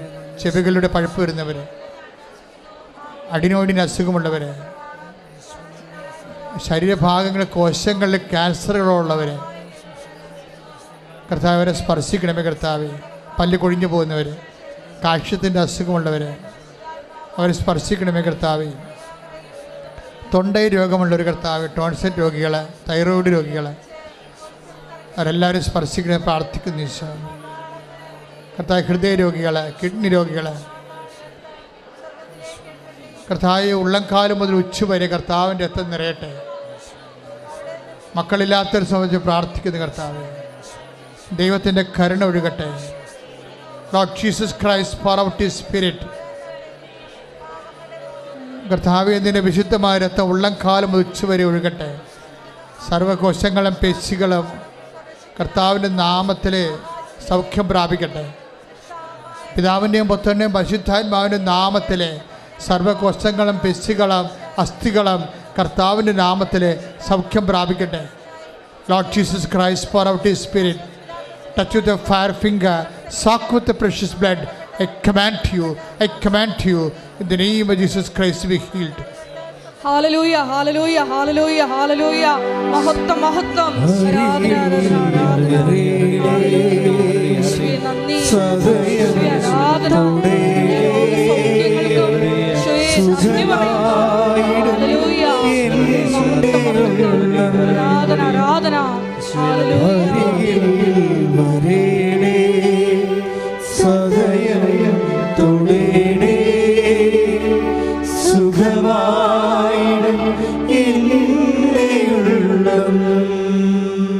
പരിശുദ്ധ പരമ ദിവ്യകാരുണ്യത്തിന് മക്കളെ, ജോലി ഇല്ലാത്തവർക്ക് വേണ്ടി പ്രാർത്ഥിക്കുകയാണ്. ജോലി പോയിക്കൊണ്ടിരിക്കുന്നവരെ, ജോലി ടെർമിനേറ്റായി പോയവർ, തിരിച്ചെടുക്കാത്തവർ, നഷ്ടപ്പെട്ടു പോയവർ, വിവാഹം ഒത്തുവരാത്തവർ, മക്കളില്ലാത്തവർ, വീടില്ലാത്തവർ, സ്ഥലമില്ലാത്തവർ, സാമ്പത്തികമായ ബാധ്യതകളും ജപ്തിയിലും ചെന്ന് വീണ് വിഷമിക്കുന്നവർ, കുടുംബത്തിൽ കലഹമുള്ളവർ, കുടുംബത്തിൽ ഭിന്നതയുള്ളവർ, കേസിന് പോയിരിക്കുന്നവർ, വിവാഹമോചനത്തിനായി പോയിരിക്കുന്നവർ, മക്കൾ ദുർനടപ്പിൽ പോയിരുന്നവർ, തെറ്റായ പ്രണയത്തെ അകപ്പെട്ടിരിക്കുന്നവർ, അവരെല്ലാം ഓർത്ത് പ്രാർത്ഥിക്കുന്ന സമയമാണ്. വ്യവസായങ്ങളും വ്യാപാരങ്ങളും ജീവിതമാർഗങ്ങളെല്ലാം വഴിമുട്ടിപ്പോയവർ, മറ്റുള്ളവരുടെ സമ്മർദ്ദത്തിന് അകപ്പെട്ടിരിക്കുന്നവർ, കേസിലകപ്പെട്ടിരിക്കുന്നവർ, സ്വദേശത്തും വിദേശത്തും ജയിലിലായിരിക്കുന്നവർ, അവരെല്ലാം ഓർത്ത് പ്രാർത്ഥിക്കുന്ന സമയമാണ്. നിങ്ങൾ ഉടമ്പടി വെച്ചിരിക്കുന്ന ഓരോ വിഷയവും അമ്മയുടെ തിരുസന്നിധിയിൽ ഇപ്പോൾ പരിശുദ്ധ അമ്മയുടെ മാധ്യസ്ഥനെ ഏൽപ്പിക്കുക. എല്ലാത്തിനും വന്ന് സാക്ഷ്യം പറയാൻ ഇടയാക്കാൻ വേണ്ടി പ്രാർത്ഥിച്ചുകൊണ്ട് ശ്രദ്ധിക്കട്ടെ. കർത്താവേ, നിന്റെ ഉന്നതമായ നാമത്തിന് സ്തോത്രം ചെയ്യുന്നു. നിന്റെ വിശുദ്ധ പൗരോഹിത്യത്തെ മഹത്വപ്പെടുത്തണമേ. സഭയിലുള്ള സാന്നിധ്യം പ്രകടമാക്കണമേ. അമ്മയെ പരിശുദ്ധമേ ദൈവമാതാവേ, എല്ലാ മക്കളെയും ഏറ്റെടുക്കണമെന്ന് പ്രാർത്ഥിക്കുന്നു. അവരുടെ ജീവിതാവസ്ഥകൾ, വിദേശയാത്രകൾ, പരീക്ഷകൾ, അവരുടെ പഠനങ്ങൾ, അവരുടെ റീവാലുവേഷൻ, അവരുടെ സ്കോറ്, കർത്താവെ എല്ലാ തരത്തിലും വിഷമം അനുഭവിക്കുന്നവരെ, വ്യഥകൾ അനുഭവിക്കുന്നവരെ ആശ്വസിപ്പിക്കാൻ പ്രാർത്ഥിക്കാൻ പഠിപ്പിച്ച ദൈവമേ, ഇപ്പോഴും വിഷമം അനുഭവിക്കുന്ന ഓരോ മക്കളെയും ഈ ആഴ്ചകളിൽ വീണ്ടും കർത്താവിൻ്റെ ആരാധന കൂടുന്നവരെ അവരുടെ മേൽ കൃപയുണ്ടാകാൻ വേണ്ടി കർത്താവിൻ്റെ കരുണയ്ക്ക് വേണ്ടി പ്രാർത്ഥിക്കുന്നു. ദൈവത്തിൻ്റെ കരുണ ചൊരിയട്ടെ. ശ്രുതിക്കട്ടെ, ശ്രുതിക്കട്ടെ. ഹല്ലേലൂയ.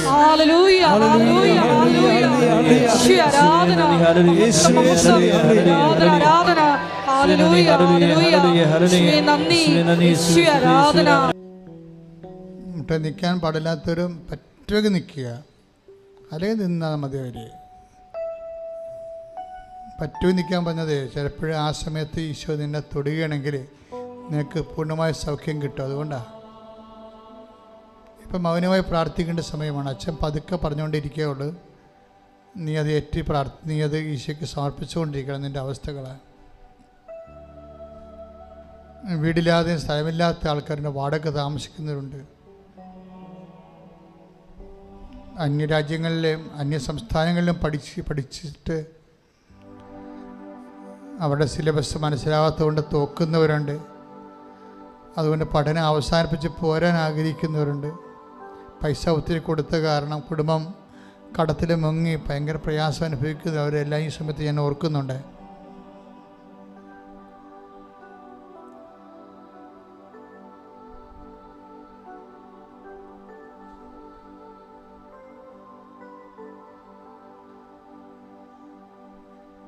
പലരും വിദേശത്തൊക്കെ പോകുന്നതിന് വേണ്ടി വിസ പ്രോസസ്സ് ചെയ്തിരിക്കുന്നവരുണ്ട്. ചില പൈസ കൊടുത്തിട്ട് പിന്നീട് അതിൻ്റെ വേണ്ടത്ര പേപ്പറൊന്നും കിട്ടാത്തവരുണ്ട്. ചിലർക്ക് ഓഫർ ലെറ്റർ മാത്രമേ കിട്ടുന്നുള്ളൂ. ചിലർക്ക് ഇൻ്റർവ്യൂ കഴിഞ്ഞു, പക്ഷേ വിസ കിട്ടണില്ല. അങ്ങനെ വ്യത്യസ്തമായ അവസ്ഥകളിൽ ഓഫീസുകളിലും അതുപോലെ തന്നെ തടഞ്ഞു വച്ചിരിക്കപ്പെട്ടിരിക്കുന്ന അവസ്ഥകൾ, ഓഫീസ് മുഖാന്തരം ഉണ്ടായിരിക്കുന്ന തടസ്സങ്ങൾ, അതെല്ലാം ഓർക്കുക. പരിശുദ്ധാമ്മ അതെല്ലാം ഏറ്റെടുത്ത് നിന്നെ സന്ധിക്കുന്ന സമയമാണ്. ഉടമ്പടി പൂർണ്ണമായിട്ട് മനസ്സുകൊണ്ട് അർപ്പിച്ച് സന്തോഷത്തോടെ ചെയ്യാനുള്ള കൃപയ്ക്ക് വേണ്ടി പ്രാർത്ഥിക്കണം.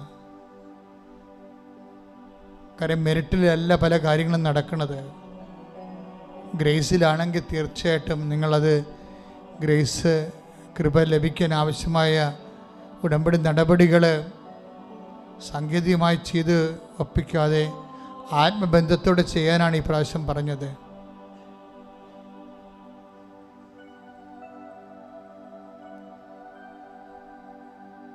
ചിലർക്ക് ഉടമ്പടി ചെയ്യണത് ഇമ്പോസിഷൻ ചെയ്യണ പോലെയാണ്. ഇമ്പോസിഷൻ ചെയ്യണ 100 പ്രാവശ്യം എഴുതും, 300 പ്രാവശ്യം എഴുതാനൊക്കെ പറയത്തില്ലേ. ഇങ്ങനെ എഴുതാൻ പറയുന്നതിൻ്റെ കാരണം എന്താണ്? എഴുതി പഠിക്കാനാണ്. ചില ആൾക്കാർ 100 പ്രാവശ്യം എഴുതും, പക്ഷെ പഠിക്കത്തില്ല. അതാണ് സാങ്കേതികമായിട്ട് ചെയ്യണമെന്ന് പറയണത്. അവരിങ്ങനെ കുത്തിപ്പിടിച്ചിട്ടുണ്ട് എഴുതിക്കൊണ്ടിരിക്കും, പക്ഷെ അത് പഠിക്കത്തില്ല. പക്ഷെ അപ്പോൾ എഴുതാൻ വേണ്ടിയല്ലല്ല, പഠിക്കാൻ വേണ്ടിയല്ല എഴുതാൻ പറഞ്ഞത്. അപ്പോൾ ഇതെല്ലാം ഉടമ്പടി എല്ലാം സാങ്കേതികമായിട്ട് ചെയ്യും ചില ആൾക്കാർ, പക്ഷെ ദൈവമായിട്ട് ബന്ധം ഉണ്ടാകത്തില്ല, ആത്മബന്ധം ഉണ്ടാകത്തില്ല. അപ്പോൾ അതിനെ കറക്റ്റ് ചെയ്യാൻ വേണ്ടി പ്രാർത്ഥിക്കുക. ഇന്ന് വരെ ഉടമ്പടി ഷെയർ ചെയ്യാത്ത ആൾക്കാരുണ്ട്. കാര്യം ഈ ധ്യാനമാണ് ആൾക്കാർക്ക് ഇവിടെ കിട്ടേണ്ടത്. ജനം മുഴുവൻ കേൾക്കേണ്ടതും കൂടേണ്ടതും ഈ ഉടമ്പടി ധ്യാനമാണ്. ഉടമ്പടിയെക്കുറിച്ച് വേറെ ഒരിടത്തും ലോകത്ത് ധ്യാനമില്ല. അപ്പോൾ എല്ലാ ആഴ്ചയിലും ഉടമ്പടി ധ്യാനം കോരിട്ട് അത് ഷെയർ ചെയ്യണം. അത് ദൈവത്തിനെ അറിയിക്കാൻ വേണ്ടിയുള്ള നടപടിയാണത്. അത് ചെയ്യാത്ത ആൾക്കാരുണ്ട്. അതുകൊണ്ടാണ് ഞങ്ങൾ 65 വയസ്സുള്ള ആൾക്കാരെ കൊണ്ട് ഇടിപ്പിക്കത്തില്ലെന്ന് പറഞ്ഞതിൻ്റെ കാര്യം ഇതാണ്. കാര്യം അവരതൊന്നും ചെയ്യത്തില്ല, ഞങ്ങൾക്കറിയാം. അതുകൊണ്ടാണ്. കാര്യം ഉടമ്പടി നിങ്ങൾ നൊവേനല്ലോ, എല്ലാം ചെയ്യത്തല്ലേ. അപ്പം അതുകൊണ്ട് അത് ചെയ്യാൻ ചിലർ അവർ പറയും എനിക്ക് വിദ്യാഭ്യാസമുണ്ട്, എനിക്ക് 60 വയസ്സ് 65 ഉണ്ട്, പക്ഷേ ഞാൻ ഇതെല്ലാം ചെയ്യണതാണെന്ന് പറയും. അപ്പം നമുക്ക് ഉറപ്പുണ്ടെങ്കിൽ ചെയ്യിക്കും. ചിലർക്ക് അറിയത്തില്ല, ആകാശഭൂമി അറിയാൻ പറ്റാതെ അങ്ങോട്ട് കിടന്നതൊക്കെ കാണാം ഇവിടെ വന്ന്. അങ്ങനെയല്ല, ഇത് വളരെ സീരിയസ് ആണ്. കഴിഞ്ഞ എത്രയോ വർഷങ്ങൾ ദൈവത്തോട് സീരിയസ് ആയിട്ട് നിന്നിട്ടല്ലേ കർത്താവ് അമ്മ മാതാവ് ജീവനോടെ പ്രത്യക്ഷപ്പെടുകയും പിന്നീട് അത് ഏറ്റുപറഞ്ഞപ്പോൾ നമുക്ക് ഉടമ്പടി പ്രാർത്ഥന തരികയും ചെയ്ത്. അപ്പം ആ ഒരു നിപ്പുണ്ട് ദൈവത്തിൻ്റെ തിരുസന്നിധിയിൽ ഒക്കുക. ഇപ്പം എങ്ങനെയെങ്കിലും എനിക്ക് അച്ഛനായിട്ട് ജീവിക്കാം, ഒരു പ്രശ്നമില്ല. കുറച്ച് ആൾക്കാരെ അടക്കി കുറച്ച് പേരെ കെട്ടിച്ച് വിട്ട് അച്ഛനായിട്ട് ജീവിക്കാൻ പറ്റും, ഒരു പ്രശ്നമില്ല. ഇടവകയിൽ പോയിരുന്ന കുറേ ആൾക്കാരെ കല്യാണം കഴിപ്പിച്ച് കുറേ പേരെ ജ്ഞാനസ്നാനം പെടുത്തി കുറേ കുടുംബ വീട്ടിലും പോയി കഴിയുമ്പോൾ സംഭവം തീർന്ന് എടുക്കാൻ പറ്റും. പക്ഷേ അതല്ല പ്രശ്നം. നമ്മുടെ കയ്യിൽ വരുന്ന ഓരോ മനുഷ്യനെ ഈശോനെ അറിയണം. നിത്യതയിൽ അവൻ ഈശോയുടെ ജോലിയായി, ലോകത്ത് അവൻ ഈശോയുടെ പടയാളിയാകണം.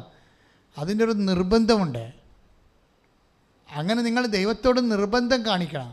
ദൈവികമായ ജോലി ഞാൻ എൻ്റെ കർത്താവിനോട് എന്നെ ഒന്ന് അഭിഷേകം നിങ്ങളോട് പറഞ്ഞാൽ നിങ്ങൾ തലേ കവിച്ച് അമ്മ നിൽക്കൊരു മധ്യസ്ഥം വഹിക്കുകയാണ്. കർത്താവ് നിങ്ങളെ അഭിഷേകം ചെയ്യുന്ന സമയമാണ്. ശ്രദ്ധിക്കട്ടെ, കർത്താവ് എല്ലാവരും സ്ഥിരസ്ഥിരം ഓൺലൈനിൽ പ്രാർത്ഥിക്കുന്നവർ ശ്രദ്ധിക്കുക. ഇപ്പോഴത്തെ തലയ്ക്ക് വെച്ച് അഭിഷേകത്തിൻ്റെ സമയമാണ്. കർത്താവ് ഇവരെല്ലാം നീ അഭിഷേകം ചെയ്യണമേ കർത്താവ്. കർത്താവ് ഇവരെല്ലാം അഭിഷേകം ചെയ്യണമേ കർത്താവ്. എല്ലാ മക്കളെയും അഭിഷേകം ചെയ്യണമേ കർത്താവ്. അങ്ങയ്ക്ക് വേണ്ടി ജീവിക്കുവാൻ, മറ്റുള്ളവരെ അങ്ങയെ ജീവിപ്പിക്കുവാൻ, സുവിശേഷത്തിന് വലിയ സാക്ഷ്യ സമൂഹം ഉണ്ടാകാൻ പിതാവിൻ്റെയും പുത്രൻ്റെയും പരിശുദ്ധ നാമത്തിൽ അമ്മമാതാവിൻ്റെ മധ്യസ്ഥത്തിൽ ഞാൻ നിങ്ങളെ ആശീർവദിക്കുന്നു. ശ്രദ്ധിക്കട്ടെ.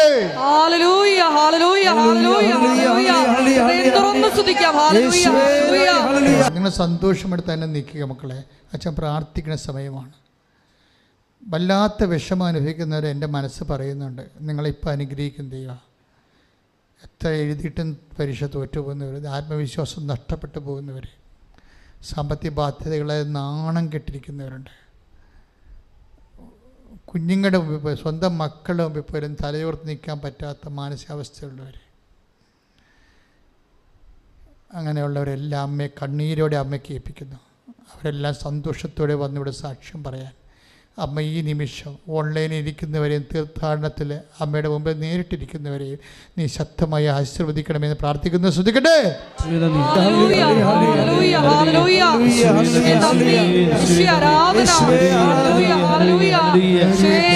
ഞങ്ങളുടെ സങ്കടങ്ങൾ നോക്കി കാണുന്ന അവിടുത്തെ സ്നേഹത്തിൽ ഞങ്ങൾ നന്ദി പറയുന്നു. എല്ലാവരെയും സാക്ഷികളായി ഉയർത്തണമെന്ന് പ്രാർത്ഥിക്കുന്നു. ഇനിയും കുറേ പേരുണ്ട്. ദൈവം നേരിട്ട് ഇറങ്ങി വന്നാലേ ഈ വിഷയത്തിനൊരു സമാധാനമുള്ളൂ. ഞാനൊരു വഴിയും കാണുന്നില്ല മരിക്കുകയല്ലാതെ. അങ്ങനെ എന്നോട് പറയുന്ന ആൾക്കാരുണ്ട്. ഞാനൊരു വഴിയും കാണുന്നില്ല മരിക്കുകയല്ലാതെ. അങ്ങനെയുള്ള ആൾക്കാർ ഇപ്പോൾ ഓർക്കുന്ന ജീവനോടെ പരിശുദ്ധ കുർബാന ജ്വലിച്ച് നിൽക്കുന്ന സമയങ്ങളിൽ ഞാനാകുന്നു വഴിയും സത്യവും ജീവനുമെന്ന് പറയുക മാത്രമല്ല, 10,000 ഓരോ ദിവസവും അടയാളപ്പെടുത്തി കൊടുക്കുന്ന കർത്താവിൻ്റെ തിരുസന്നിധിയിൽ നിന്റെ ജീവിതത്തിന് പരിഹാരമുണ്ട് മകനെ. ശ്രദ്ധിക്കട്ടെ.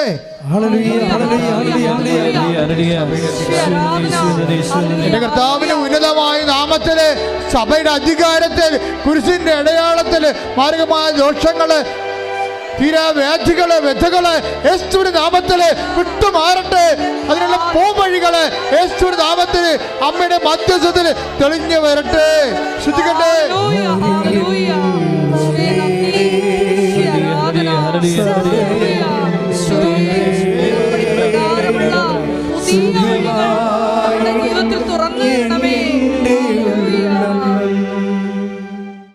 മൗനമായി ഒരിക്കൽ കൂടി എന്തെങ്കിലും കാര്യം അച്ഛൻ വിട്ടുപോയിട്ടുണ്ടെങ്കിൽ നിങ്ങളുടെ ജീവിതാവശ്യങ്ങൾ ഇപ്പോൾ മൗനമായി പരിശുദ്ധ അമ്മയുടെ മുമ്പിൽ സമർപ്പിക്കുക.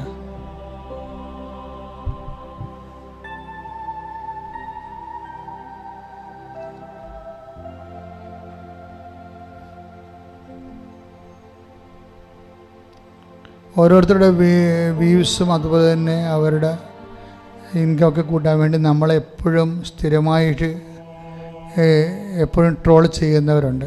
അപ്പം നിങ്ങൾ അവർക്കെതിരെ ട്രോളൊന്നും ചെയ്യേണ്ട കാര്യമില്ല, നമ്മുടെ ആത്മീയ കൃപയ്ക്ക് എതിരാണ്. നിങ്ങൾക്ക് നിങ്ങളുടെ അനുഭവങ്ങൾ പറയാം. കാര്യം അതിൻ്റെ ഇടയിൽ സുവിശേഷ വേല ചെയ്യാൻ വേണ്ടിയുള്ള ഒരു സാക്ഷ്യ ശുശ്രൂഷയാണ്. നിങ്ങൾ അനുഭവിച്ച കൃപാസനം, നിങ്ങളിവിടെ വന്നപ്പോൾ നിങ്ങൾക്കുണ്ടായ ആശ്വാസവും ശക്തിയും അടയാളവും അതൊക്കെ നിങ്ങൾക്ക് കമൻ്റായിട്ടിടാം. അപ്പോഴെല്ലാവർക്കും അത് മനസ്സിലാകും കാര്യങ്ങൾ. അത് സുവിശേഷ വില കൂടിയാണ്. അത് നമ്മൾ മറ്റുള്ളവരോട് പറയാൻ, ഇപ്പോൾ അവരോട് ട്രോളർമാരോട് മാത്രമല്ല ആരോടും പറയാൻ നമ്മൾ ബാധ്യസ്ഥരാണ്. ഇപ്പോൾ ഓരോരുത്തർക്ക് സ്വന്തമായിട്ട് വീഡിയോ ഇടുന്ന കണ്ടില്ലേ? എനിക്ക് അവരെ കണ്ടിട്ട് കൂടിയില്ല, പക്ഷെ അവർ മാതാവിലെ ജോലി ചെയ്ത് അവർ സ്വന്തമായിട്ട് വീഡിയോ ഉണ്ടാക്കി അവരുടെ അനുഭവങ്ങൾ അവർ ഇട്ട് ദൈവത്തെ മഹത്വപ്പെടുത്തുകയാണ്. അപ്പോൾ അതുപോലെയുള്ള തെറ്റായ കാര്യങ്ങളെ പ്രചരിക്കാതിരിക്കുകയും തിന്മയുടെ ശക്തിയെ പ്രതിരോധിക്കാൻ നമ്മൾ ഇരുട്ട് കുടുംബ വെളിച്ചത്തിന് വിളക്കല്ല കത്തിച്ച് വെക്കേണ്ട, കൂടുതൽ ഇരുട്ടിനെ പഴിക്കുന്നതിനേക്കാളുപരി വെളിച്ചത്തിൻ്റെ ദീപവാഹകരായിട്ട് മാറാൻ നിങ്ങളുടെ സാക്ഷ്യവും നിങ്ങളുടെ അനുഭവവും അതിൻ്റെ കമൻറ്റ് ബോക്സിൽ ഇടുന്നത് നല്ലതാണ്, കർത്താവിനെ ലോകത്തിന് കൊടുക്കാൻ വേണ്ടി. നമ്മുടെ എല്ലാ ഉടമ്പടി നിയോഗങ്ങൾ പരിശുദ്ധ അമ്മയുടെ മധ്യസ്ഥയിൽ ദിവ്യകാരുണ്യ അൾത്താരയിൽ സമർപ്പിച്ചുകൊണ്ട് പരിശുദ്ധ അമ്മയുടെ പ്രത്യക്ഷീകരണത്തിൻ്റെ സാക്ഷികളായി എന്നെയും എൻ്റെ കുടുംബത്തെയും ഉയർത്തണമേ എന്ന് പ്രാർത്ഥിച്ചുകൊണ്ട് ശിരസ് നമിച്ച് നമുക്ക് ദിവ്യകാരുണ്യനാഥൻ്റെ ആശീർവാദം സ്വീകരിക്കാം.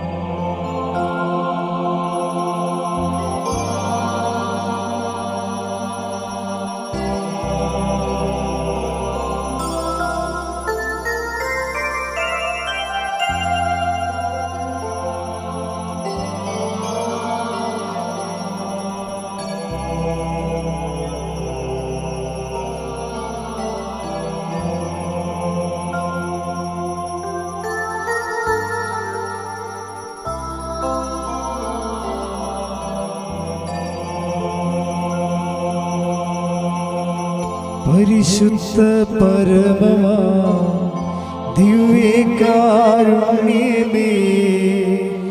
എന്നുമെന്നും അങ്ങേക്കാരാധന. പരിശുദ്ധ പരമമാ ദിവ്യകാരുണ്യമേ, എന്നുമെന്നും അങ്ങേക്കാരാധന. പരിശുദ്ധ പരമമാ ദിവ്യകാരുണ്യമേ, എന്നുമെന്നും അങ്ങേക്കാരാധന.